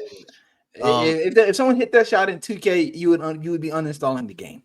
Right, but in real life, it's like you can't even get mad at it. It's just like it's Kyrie, and that was a crazy shot, and that shit won't happen 9 out of 10 times. Like if I'm being real, so. Isaiah Thomas, he's back in the league too. Yeah, so he's got picked up by the Suns on a 10-day. Mm-hmm. I honestly give him all the credit in the world because I didn't think there was any way he made it back, but kept his head down, kept grinding, and got that confidence. And that's what we were talking about earlier. If you put the work in, you're gonna get it took him a while, but you put the work in, you're gonna get a chance. Kenny Pickett. Hell But yeah. if you It's hell run from the inspiring. line, He exactly. always he was his own biggest advocate. And you gotta be that in any aspect in your life, especially in a very volatile industry at like professional sports where there's always going to be a professional. There's always going to be professional athletes. Always. No matter how good you are. You know what I'm saying? There's always going to be a professional athlete. You have to be, Mason Cam on their podcast. Or no, I'm sorry, not them. Ocho with him and Shannon Sharp. They always say, why you always compare to the greats, like the best of the best? And I'm like, yeah, it makes sense. You can't be comparing everybody to LeBron. LeBron always going to have a job. Tom Brady was always going to have a job. But every nigga ain't LeBron and Tom Brady. So, your name will only get you so far. And even with IT, who was averaging damn near 30 as a 5'7" guard, going, leading a team to the playoffs, 2-time All-Star, genuinely like a threat to have on the court. Even after his hip injury and, playing his heart out for that Celtics team. Going from team to team and then leaving the league for a few years, coming back. Like I said, he was always advocating for himself on Twitter. Players were advocating for him too. So, that's real inspiring, for me just to stick on my grind too. And if you work hard enough, everything going to pay off one way or another. The real always prevails for sure. Last night we saw 2 crazy ass dunks. Oh my Lord. And I'm gonna start with the one that got overshadowed first, with Jalen Johnson on my Hawks. My man, the one that I said 2 years ago that he was gonna have a breakout season. I was 1 year too early. But hey man, I love Jalen Johnson on this team. He is someone I want to keep for this team. But he dropped nuts off on Austin Reeves' head. I'm talking about sword up, one arm, goddamn, put the hammer down on him. Like, it was a ridiculous dunk. And it was the only highlight from a very mediocre night because we lost that game in a blowout fashion and it was embarrassing to watch. I watched a little bit of it and I cut that shit off. But that was a great dunk. And then shortly afterwards, Anthony Edwards had one of the dunks of the year when he completely, really, I had no loss in this one. One of somebody on my team did it, and then one of my favorite players from Atlanta did it to a nigga who sucked for his last couple of years for Atlanta. You stole some money from Atlanta. Yeah, stole money from us. Anthony Edwards dunked on John Collins in the worst way. He didn't even, man, he just threw it in.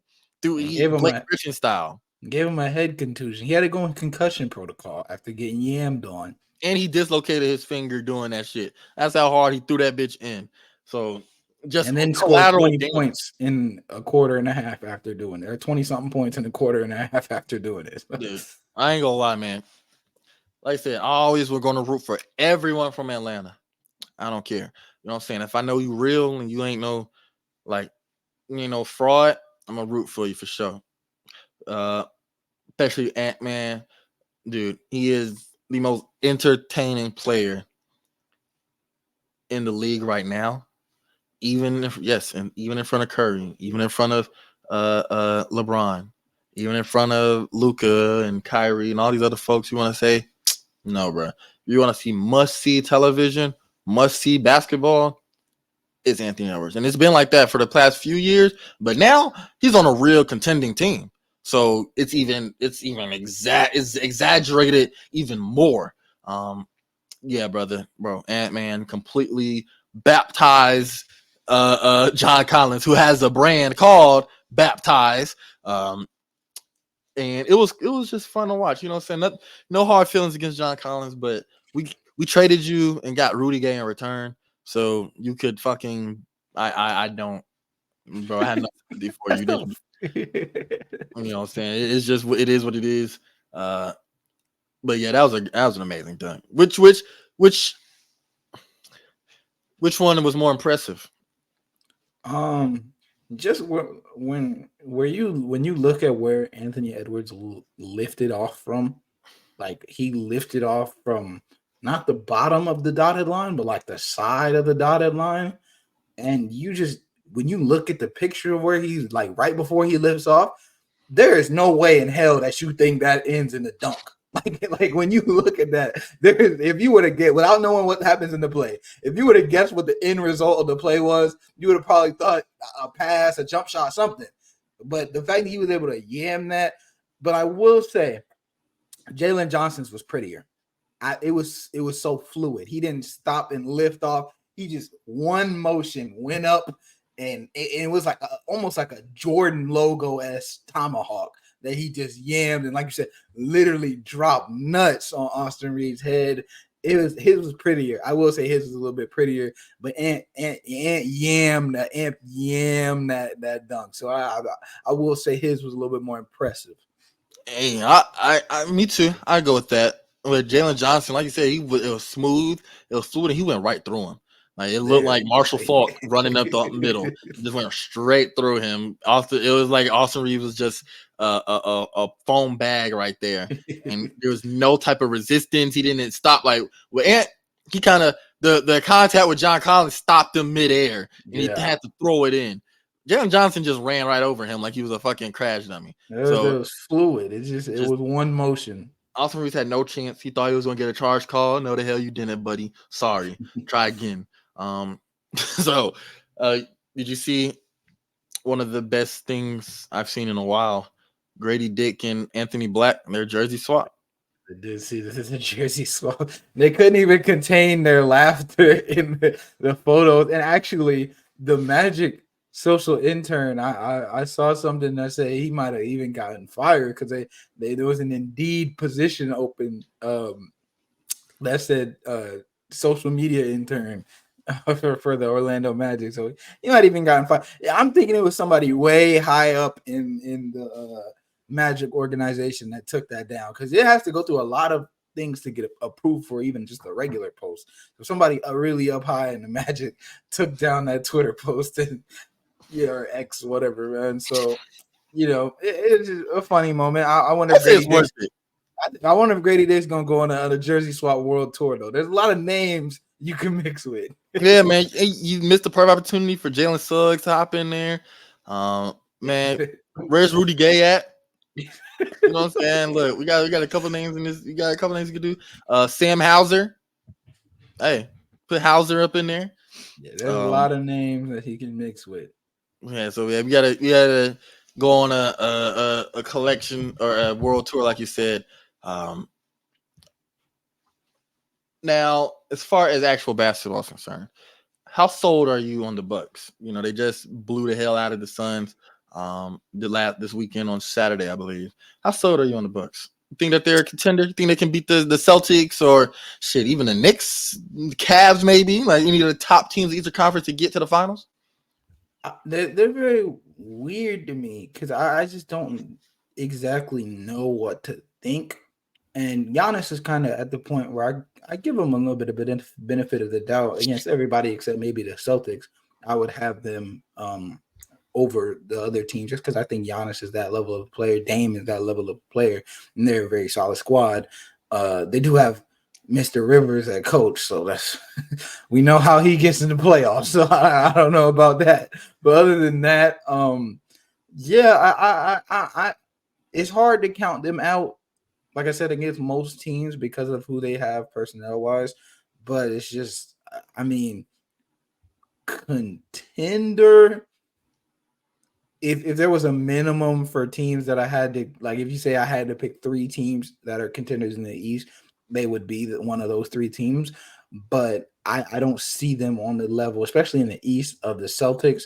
I don't see them on the level of the Nuggets. I don't think they're on the level. I think they're kind of like the Timberwolves this year for me. I would say right underneath those top 2 guys.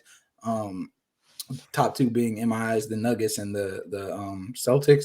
I think them, the Timberwolves, the Thunder, Knicks, those are Cavs. Those are kind of all right at that level where it's like I could see it, but I'm not gonna put them. I wouldn't put my money on them being winning a championship this year. I don't. I think that the Celtics are going to go right back to the finals. I think they're going to be playing the Nuggets. I think I said that at the beginning of the year too. Somewhere in our group chat or somewhere out there to be recorded or archive somewhere, but I did say it was going to be Celtics, Nuggets. They're just been the cream of the crop of their respective conferences. But Zion Williamson and the damn Pelicans are dark horse contenders and they're not really dark horse because they're for real a great team. But hey, as far as like real deal, like, hey man, these niggas fuck around and actually get to the playoffs or get to the finals. Pelicans are there, man. Check this out. Firstly, it's being led by Zion Williamson. Over the last 16 games, he is contributing. His solid almost 24 points per game, 56% from the field, getting to the free throw line about 7 times a game. But he's also averaging 6.6 rebounds and 6 assists to just 2.5 turnovers over that same 16-game stretch. And you look at his build, you don't know if he's going to just say, fuck it, I'm going to get to the hole and get to the line or just dunk on you, or I'm going to drive to the hole, get all of this attention, get the double team, get the help man, and kick it out, which has been contributing to those 6 assists per game that he's averaging as a point forward. His weight is down. He looks incredible. He looks fast on the court. He looks healthy. He looks like he's having fun. And this is after all of the questions concerning his weight and should the Pelicans sell him while he's still high and this and that. Hey, Pelicans sticking to their guns right now. Trey Murphy and Brandon Ingram and the crew, Herb Jones and them, they're having an amazing they're coming together at the right time. And I really think that they're going to be a team to watch for. And I hate that I can't say the same about my Hawks. I can't, because I don't know. I always look at the Hawks and the Pelicans. It's like we should be them right now, but I'm not going to bring them into it. They're irrelevant. But yeah, the Pelicans, they're looking like a team that can really, really give up any team in the Western Conference trouble, including the Nuggets, including the Suns, including the Clippers, Timberwolves, Thunder, all of them. Pelicans can run them their money for sure. Yeah, CJ, and for them, it's the last couple of years has really just been a question of health. They were the 1 seed for a little bit last year for like all of December until they got hurt. BI got hurt, CJ got hurt, Zion got hurt. When they're healthy, they are really one of the better teams in the league. And like you said, Zion's leading the way this year as a point forward, or over the last couple months in his point forward role, doing kind of what we pictured him doing his whole career, being the point guy that can draw in and kick out, similar to what LeBron has been doing his career. I think they're a sneaky team. They're a sneaky good team. I think they will go under a lot of people's radar, and there's going to be people that are surprised when they do as well as they do. I think if they're healthy, they're definitely one of those, like you said, a dark horse ish. I would still say dark horse just because they're the 5th seed, and then, like I said, they're not getting much talked about, but they're definitely a sneaky team. And if I'm the Clippers, who have been kind of flailing as of late, I wouldn't. That's not a fun round 1 matchup. Right now, that would be their matchup for the 4 seed versus 5 seed Clippers Pelicans. It would be good to watch as a viewer, but if I'm a Clipper, that's a little scary sight to come. Exactly. I want to ask you this. How do you feel about your Golden State Warriors? I'm serious. I don't think you can really, until it's over. Curry has become one of those players, LeBron-esque, Giannis-esque, where I don't count them out until the zeros ring on the game losing series, or game losing game, or series losing game. I'm sorry, but they've got so many. First off, Steve Kerr, he's found a new toy with Brandon Pods, and even when he's not playing well, he continues to start him in the lineup. Very frustrating to watch because I think Moses Moody right now is better than Pods. And Pods is solid, but he's kind of fallen off offensively, and defensively he's pretty much a cone. He draws charges, which is cool, but defensively he gets blown right by. He's pretty much a cone. Moses Moody, who's got great length, great like 7-foot wingspan at 6'6". I think he's a better option, but for some reason he's in the Kuminga doghouse, the same doghouse Kuminga was in, and they got drafted together. But he's in that same doghouse where Steve Kerr won't play him consistent minutes. I think that contributes. Andrew Wiggins is just falling off a cliff. I can't tell you what happened with him, man. I really can't. He's dead ass just falling off a cliff. I know he's had a lot of stuff going on in his personal life. He's missed games last year, this year for personal family reasons, things of that sort. So maybe that's what contributes to it. But he's just not the player that he was when we won that championship a couple of years ago in 2021. That Curry's still coming back from his injury, still up and down a little bit. Clay is still up and down. Draymond's been solid. He's been, since the nonsense in the early year, he's actually been really solid. He's been Draymond. But other than that, man, they're just not a serious team. I can't take them serious. No. They would be playing the Lakers in the play-in game, and I don't even have them on the road. I don't even have them winning that. And I think what characterizes this Warriors season, it's been inconsistency. It's been inconsistency. You have some good stretches of the year, but then you'll have really bad losses, whether it's collapses, whether it's like, for example, most recent one, the one that kind of has me talking about this subject. I'll just beat the Lakers on the road, 128-121. It was a very weird ending at the last 2 minutes, very weird and drawn out and just stupid. But we don't have to even get into that dumb shit.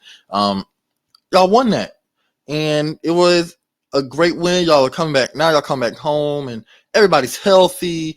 First game, the Knicks with no Randall. Y'all let.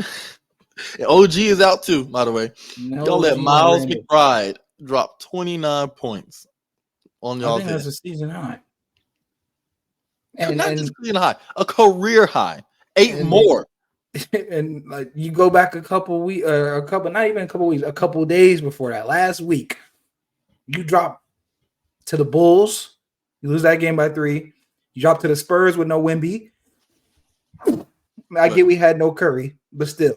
Spurs with no Wemby. You can't be losing games like that in the final stretch of the season. You lose to the Bulls, who are not serious. You lose to the Spurs, who are not serious. Those are games you have to win going into the final stretch of the season, especially with as competitive the West is, especially since you're fighting for a play-in spot.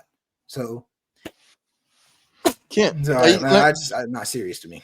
There was, I said this in one of the previous episodes, when they got cooked by the Celtics, like that loss, we could have looked at it like, okay, it's just a one-off loss. And just to follow the consistency theme, they got cooked by the Celtics, and then the next game they cooked the Bucks by 35. Yeah. So I don't know. But it's like, we can't. I would have loved to look at that loss to the Celtics, and I was pretty passionate on like, bro, that I can't. You can't look at that and be happy with that performance at all. But it's not like that's a rare thing. Bro, y'all lost 2 heartbreaking games to the Thunder. Like you said, you lost to the Wemby-less Spurs. You lost to the damn Bulls. Like, you're losing. You just let Miles McBride drop a career high on y'all. And Josh Hart and Isaiah Hartenstein look like the second coming of fucking Bill Walton and throw in whatever other NBA legend you want. Like it's unacceptable. It's unacceptable. And it's why I was so passionate with that loss against the Celtics, because I'm like, bro, y'all are shooting to get out of the play-in. The 6th seed. That is y'all's goal. Curry said it. It was y'all's goal to get to the 6th seed. But now it's like, it doesn't matter what seed y'all are. Y'all are playing like trash no matter what. Too many ups and downs. And that's not winning basketball. You as the Warriors franchise now, it's crazy how much of a 180 it has been. Before, y'all are a poverty franchise that just wants to get to the playoffs.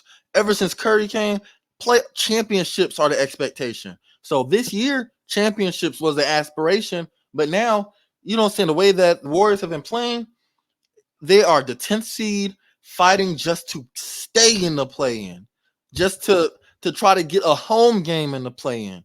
And it's really frustrating to watch because it's literally what it is. The lack of consistency is so stark and concerning. And I don't, like you said, I don't know if this is going to, you got to win 2 games now if you're going to be in the 9th or the 10th seed in a play-in. You got to win 2. Can I trust y'all to win 2 in a row? Hell no. In a big time moment? I love Curry. I trust Curry. I trust Clay, and I trust the Warriors' vet prowess. But as a team, though, right? As a team, can y'all get it done? Yeah, I don't trust it at all. I'm straight up, even as a fan of the Warriors, as a basketball fan in general, I don't trust this Warriors team at all. I think they're gonna go into this play-in game. They're gonna make it entertaining, and they're gonna lose. LeBron's gonna LeBron, something like that. I don't know. I don't really know what's gonna happen, but I don't expect them to win. If we, only time will tell. I really hope so. I love watching. You know what I'm saying? I want legends to. Let's hope they even get to stay in the 10th seed to begin with. Let's move on to the UFC. UFC 299 was 2 weekends ago. 2 weekends ago. Dana White said that this was the final gate was $13.75 million, which is the 4th highest in UFC history, only behind UFC 205, 229, and 264, which were all headlined by Conor McGregor. Of course, 299 was headlined by Sean O'Malley, and in his emphatic, just one-sided beatdown over Marlon Chito Vera, that first thing, number one, that was a stark difference in skill. Like, it was not even close. Like, dude, it was. I don't know how Cheeto made it to the final round. He didn't get dropped. He still hasn't been dropped in his UFC career.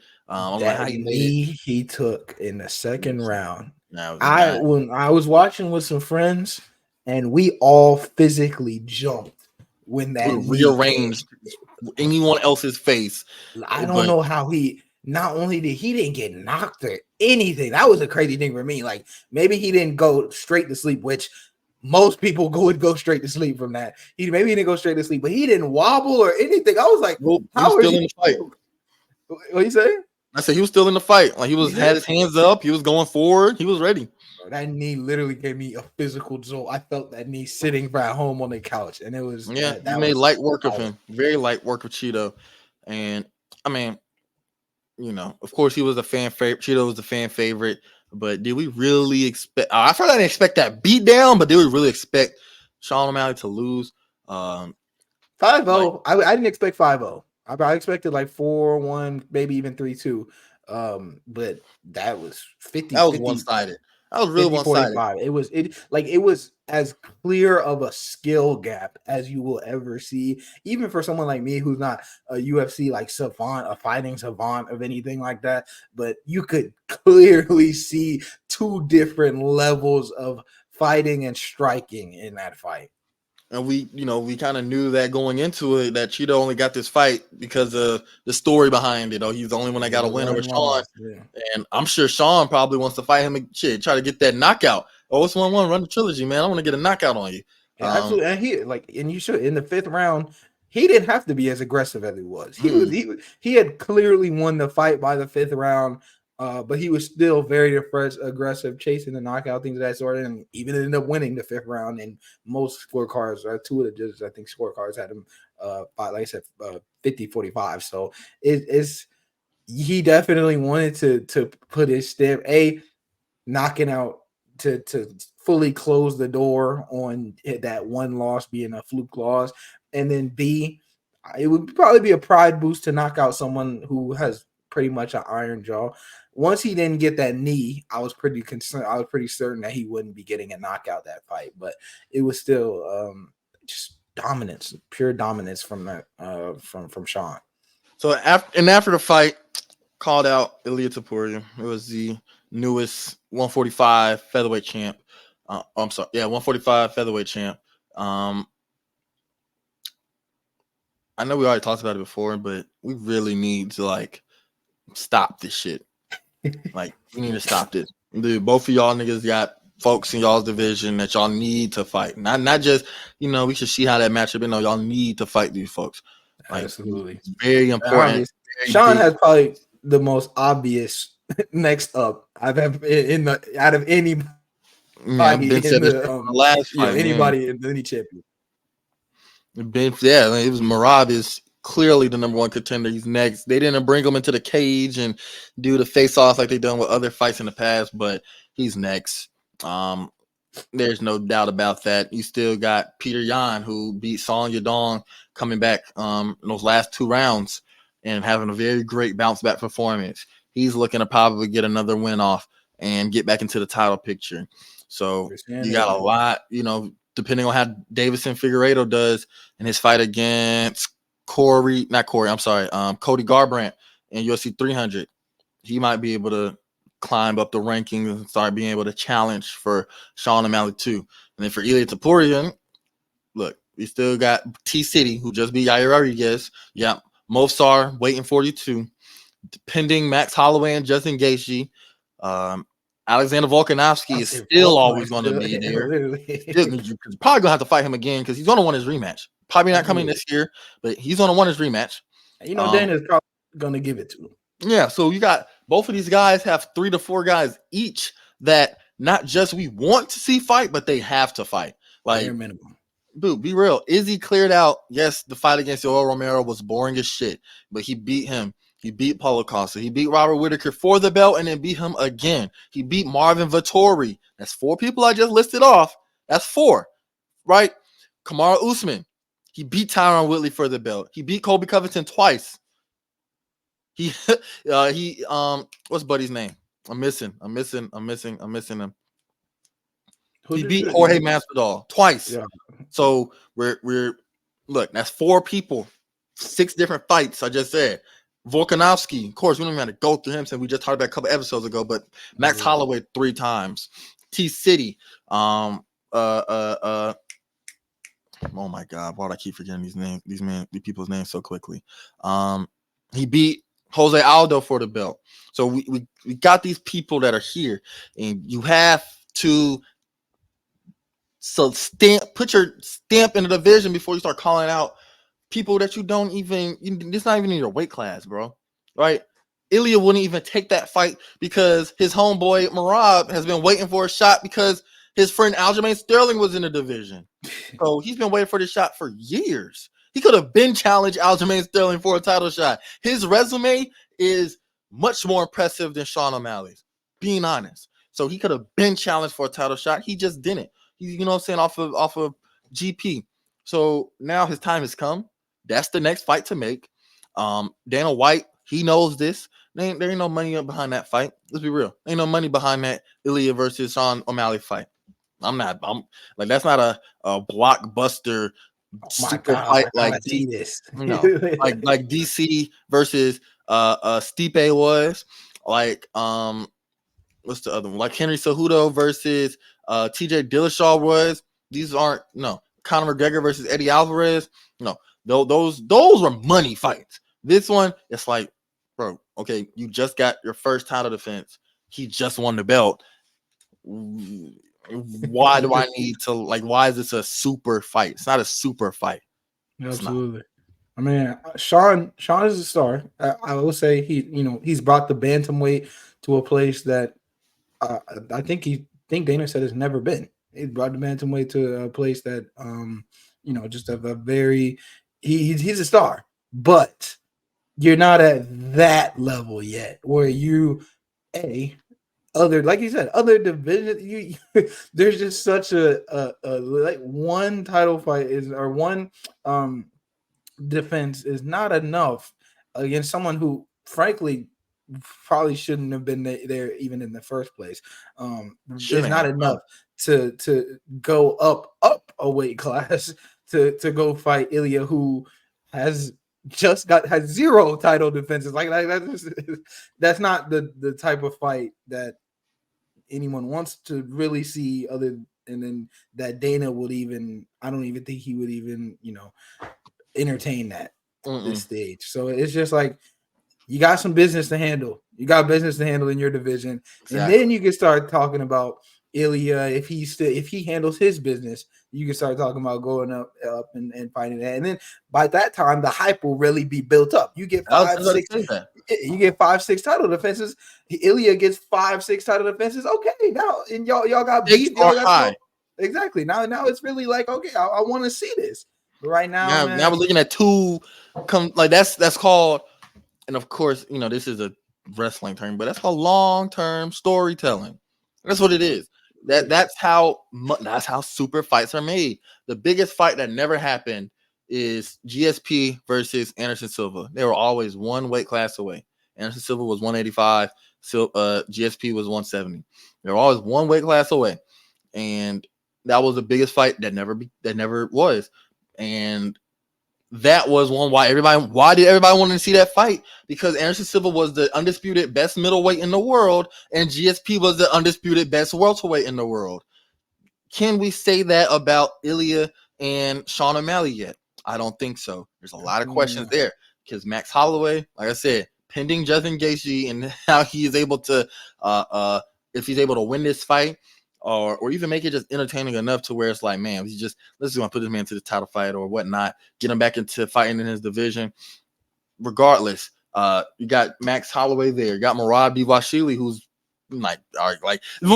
essentially what I'm trying to get at is neither one of these guys are consensus best in their division or absolutely. best in the world, and that's the difference. Are super fights for a reason.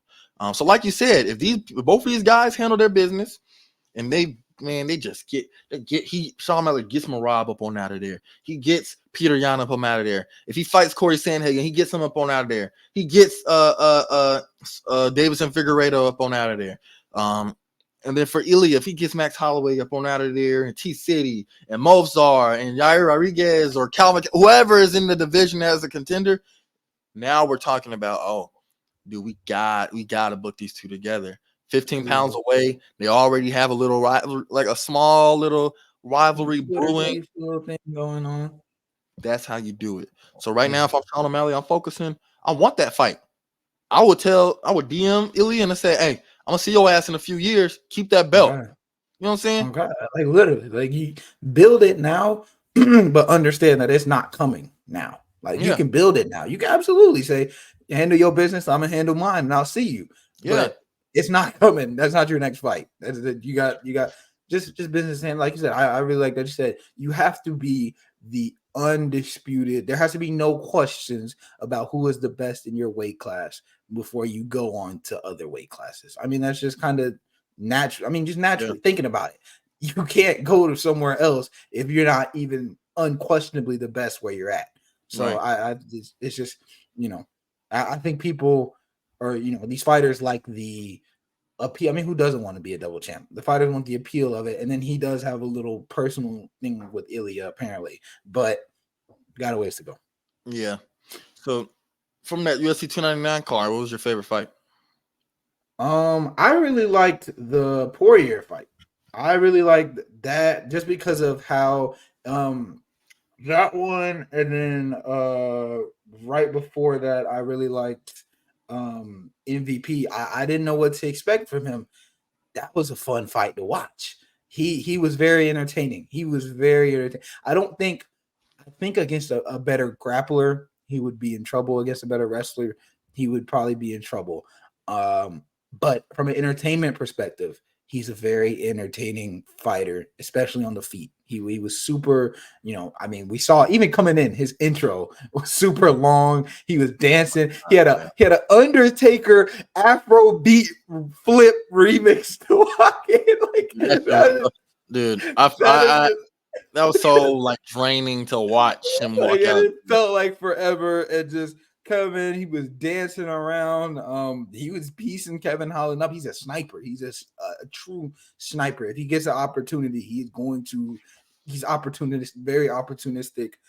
That Jack Maladena versus Jack Della Maddalena versus Gilbert Burns. That was very honestly, and it was just a really good main card. But that one was really to see him come back and watch him in that third round. He was going down, and to see him roll out of it, come up. expect the takedown, shoot the knee, or I'm sorry, not shoot the knee, throw that knee, and just watch that comeback happen so quickly. That was very entertaining. Dustin Poirier, like I said, he also had a crazy comeback. It was just a really good card. But if I had to choose one, I would probably go Jack. I think and he was because I didn't even end up. I only got to see like the last round of the Peter Yan fight. I didn't get to watch the whole thing. But that was really fun to watch. He got the TKO, so I mean the knockout. So yeah, I'm gonna go Jack versus Burns. Yeah, that was a good Firstly, Gilbert Burns broke Dylan Matadena's arm with a kick, and he still finished him. I didn't even know that. In that third, yeah, he broke his arm with a kick. Like they showed the fractures, and of course he was in a really bad position, and he was able to roll out and threw that hard knee because Gilbert Burns he saw that he had an advantage on the ground, and he was starting to abuse it. He wanted to abuse it, and when you throw those desperation shots, right? When you throw those shots where from far out and you just want to get them to the ground and it's very predictable, you're just timed up for an uppercut or a knee. And that's what I think is going to be real interesting when Sean O'Malley fights Merab Dvalishvili, if that's going to be the case. Because, if talk he about throws snipers, that knee that Sean O'Malley's caught, a fucking sniper. If he throws that knee that caught Cheeto Vera, I don't know if Merab is withstanding that like Cheeto did. Merab has a good chin, but he's been rocked a couple times by some uppercuts by Marlon Moraes and Henry Cejudo. So, but yeah, that was a really entertaining fight. Dustin Poirier is King Troll trying to beat the Frenchman by guillotine. He threw like 6 different guillotine attempts in that fight. Like his coaches told him, and we all heard it. Stop going for the guillotine. Stop jumping for guillotine. And he threw like 6. Yeah, he kept going for it, man. He threw a jumping guillotine within like the first 20 seconds of the fight. So he was trying to get him up on out of there in the most ironic way possible. But that was really fun to watch. And BSD, I just with that fight, I mean, he exposed the holes Poirier exposed the holes that BSD had in his standing defense. Because I mean, when you watched it, even when he was like really like damn near in the pocket, his hands were just low. Like he just didn't. It didn't seem like he was covering his head at all, and that's kind of what ended up happening. What Poirier was just able to, like, once he stopped trolling, once he stopped trying to go for the damn guillotines and stopped trying to out wrestle and submit him, he just took advantage of the fact that his standing defense was just honestly just not good. Well, yeah, it was. BSD is much more of a grappler than a striker, and Poirier is 100% a top tier boxer in the NFC, or not the NFC. God damn it, in the UFC. Shit, I'm over here tripping. I'm over here damn demeaning this man's shit to a reason. In the UFC. I'm ready to fight again. God damn it. But yeah, it's he dropped BSD with a crisp left hand and immediately went for another guillotine, and he was at risk of getting choked out. But before there was a couple points where honestly, there was a couple points. I think it was in round 1. I thought BSD had him. He was getting them really tight on some of those submissions. It was but it was like you said, where you saw Dustin Poirier's real skill difference show was when he was able to create some distance between him and Saint-Denis. Saint-Denis wanted to close the distance, get in the clinch, make it nasty, take him down to the ground, make it a grueling, drawn out fight. Because you could see it wear and go Dustin just a little bit. Yeah, just a little bit. Yeah, because they started at such a fucking high pace, and it just continued throughout. But the finishing combo was a nice hook to the body. Oh my goodness, with those 4-ounce gloves, that shit hurts. Trust me, I felt it. Nice hook to the body, and then a lead jab hook, it stunned BSD, and then Poirier dropped him again with the sharp left right down the pipe. And it's funny because Dustin Poirier is right-handed, but he fights southpaw, so his power hand is in front. So when anytime he hits you with the jab or a lead hook, you're getting hit with his power hand. And that's why I say switching stances is one of the most valuable tools in fighting. And that's one of the reasons why embraced it so early on into my fighting career where I can switch stances and still be effective in both. Because, dude, when you can hit somebody hard with and quick with your lead hand, oh my goodness, like that. It doesn't Poirier's fought southpaw his entire career, yet that is his power hand. So, but it was a Dustin went for another guillotine choke after that, but then it was the left hook, right hook combo that got him up on out of there.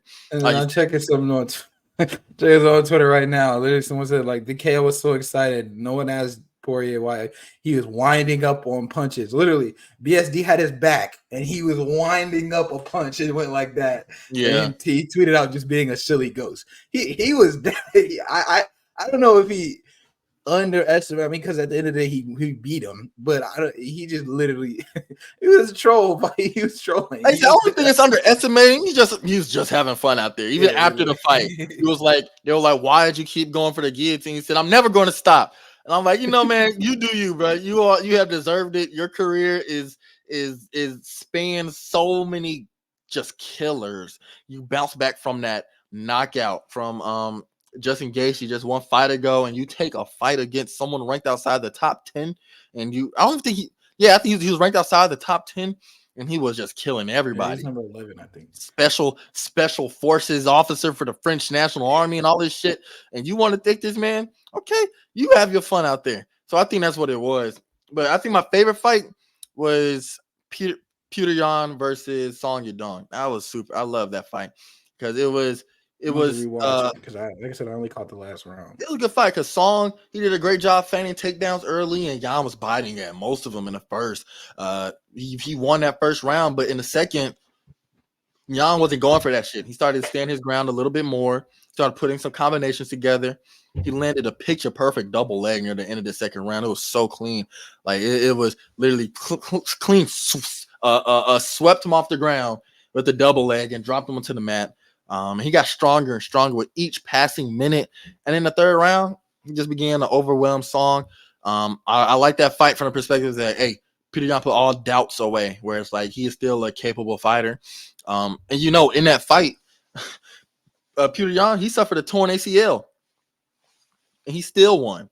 So Jack Maddalena had a broken arm and won his fight, and it's all had a torn ACL and won his. So absolute killers at their respective divisions. I really enjoyed that card. I ain't gonna lie though, I fell asleep because that card felt so long. I missed the main event, I missed the co-main, and I missed the MVP fight. I went back and watched all of them in its entirety, including the long ass entrance. Shit, oh my god! But I fell asleep on that card, bro. It was so late, and I was so tired. The shit didn't go off like almost 2 a.m, I think. So it was so like I don't know. I'm getting old, man. I'm getting old, bro. I'm getting old. But it was. I enjoyed it though. I enjoyed it even in the post watch. So, yeah, that's that. So before we wrap up this episode, let's do who that is, eh? I'm gonna switch it up one more time. Last time I did it. This time we're gonna do head to head. I already got my guy for you. I got mine too. Okay. Mine might be a little, honestly, he might be a little easy. It depends because my guy's kind of underrated. He was very good at the top of his career. I think he's probably the best player at their respective position that we've picked between the two of us. But he flew under the radar like crazy. I don't know why he's so underrated, but we'll see. Okay, all right, here I'll go first then. I'll give you the player I have for you. Brandon Wright. Is this, or first off, like what sport are we in? What? Oh, basketball. Basketball. I'm just making sure. Like Brandon Wright. Brandon Wright. Can I get the position? He played power forward and center, mostly center. Yeah, he was mostly power forward. So power forward and center. Power forward and center. Played for. And then, what number on like his most notable team? What was his number? Shit, bro. I don't even think that would help, bro. 30, 32. Let me go first. Guess. Well, and then what years did he play? That was the last He name. played from 2007 to 2018. Long career. Let me do. 14. I'm feeling a red team. I just don't know which one of the three I'm feeling. Let me do the first one. Trailblazers. Portland Trailblazers? Yes. No. All right. What conference was like his most notable year? I'd say Western Conference. Okay. Western Conference. Well, He's playing Western Conference most of his career, anyways. Yeah. I have a sinking feeling it's going to be one of his teams is going to be a team. I don't want to put confidence in that. All right, my second guess, Western Conference. Not that many. Let me go. Let me stick with the red. Ooh, yeah. I'm gonna go. Last thing. What? His best season. How many like points? Yeah, 9.1 points, 4.2 rebounds. 4 rebounds as a center. Power forward, yeah. He played center that year. He played 12 games in the playoffs. Let me go. You said the playoffs. He never really started for real. He's always go Rockets. Wow, that is a fucking insane guess. Yeah, you got it right.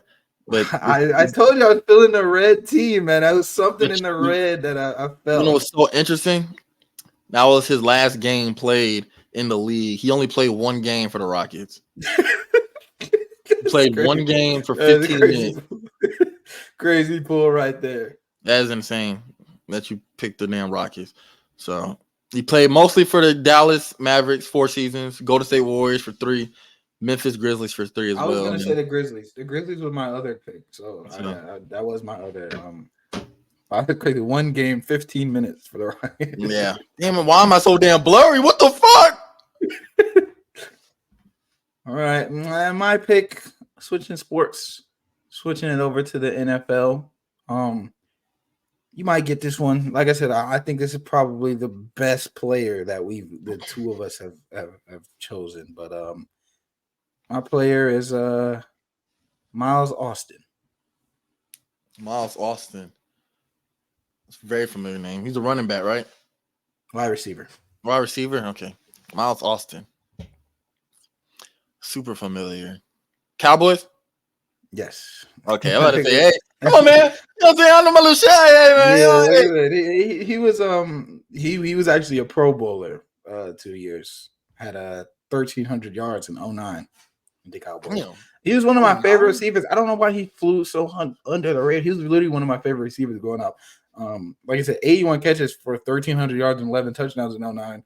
And then in 2010 had 69 catches, 4,000 yards, and 7 touchdowns. Like maybe it's because the Cowboys were kind of mid back then, but it just he was 9 and 7 a really good player.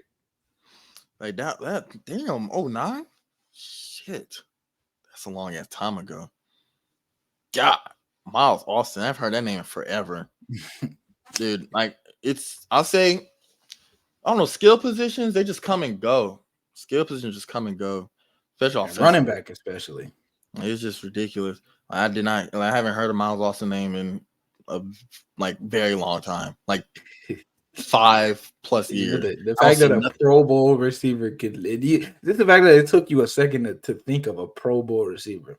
I haven't seen no type of y'all forgot about Miles Austin clips on Instagram. I haven't seen nothing on Twitter. I haven't seen bro, Miles Austin has been wiped from my memory bank. I can't remember one notable thing. The fact that you say he made 1,300 yards and made a Pro Bowl is insane. That's impressive. I remember a specific. It was because the Cowboys, Thanksgiving every year. I just remember one specific Thanksgiving year he went off. It's probably the 09 or 10 year. But yeah, like I said, he's one of my favorite receivers growing up. I just seem to always catch Cowboys games, and I know I also had his football card I had a lot of football cards, but I know I had his when he was on the Cowboys. Also played for the Browns and the Eagles 1 year. Yeah, man, Miles was insane. I was gonna say Eagles next, but I'm the one guest shouting. I don't need no two guesses. I don't need none of that. I don't need no hints. I'm in there. I'm 2-0, and I don't know how the hell you got a one game played player, but I'm gonna chalk that up to. Yeah, like I said, Grizzlies was my next guess, so I would still got it. I would have still. I don't know. We might just start calling you no Donaghy. Start investigating you. Interesting. That's insane. But hey, that's gonna be the episode, man.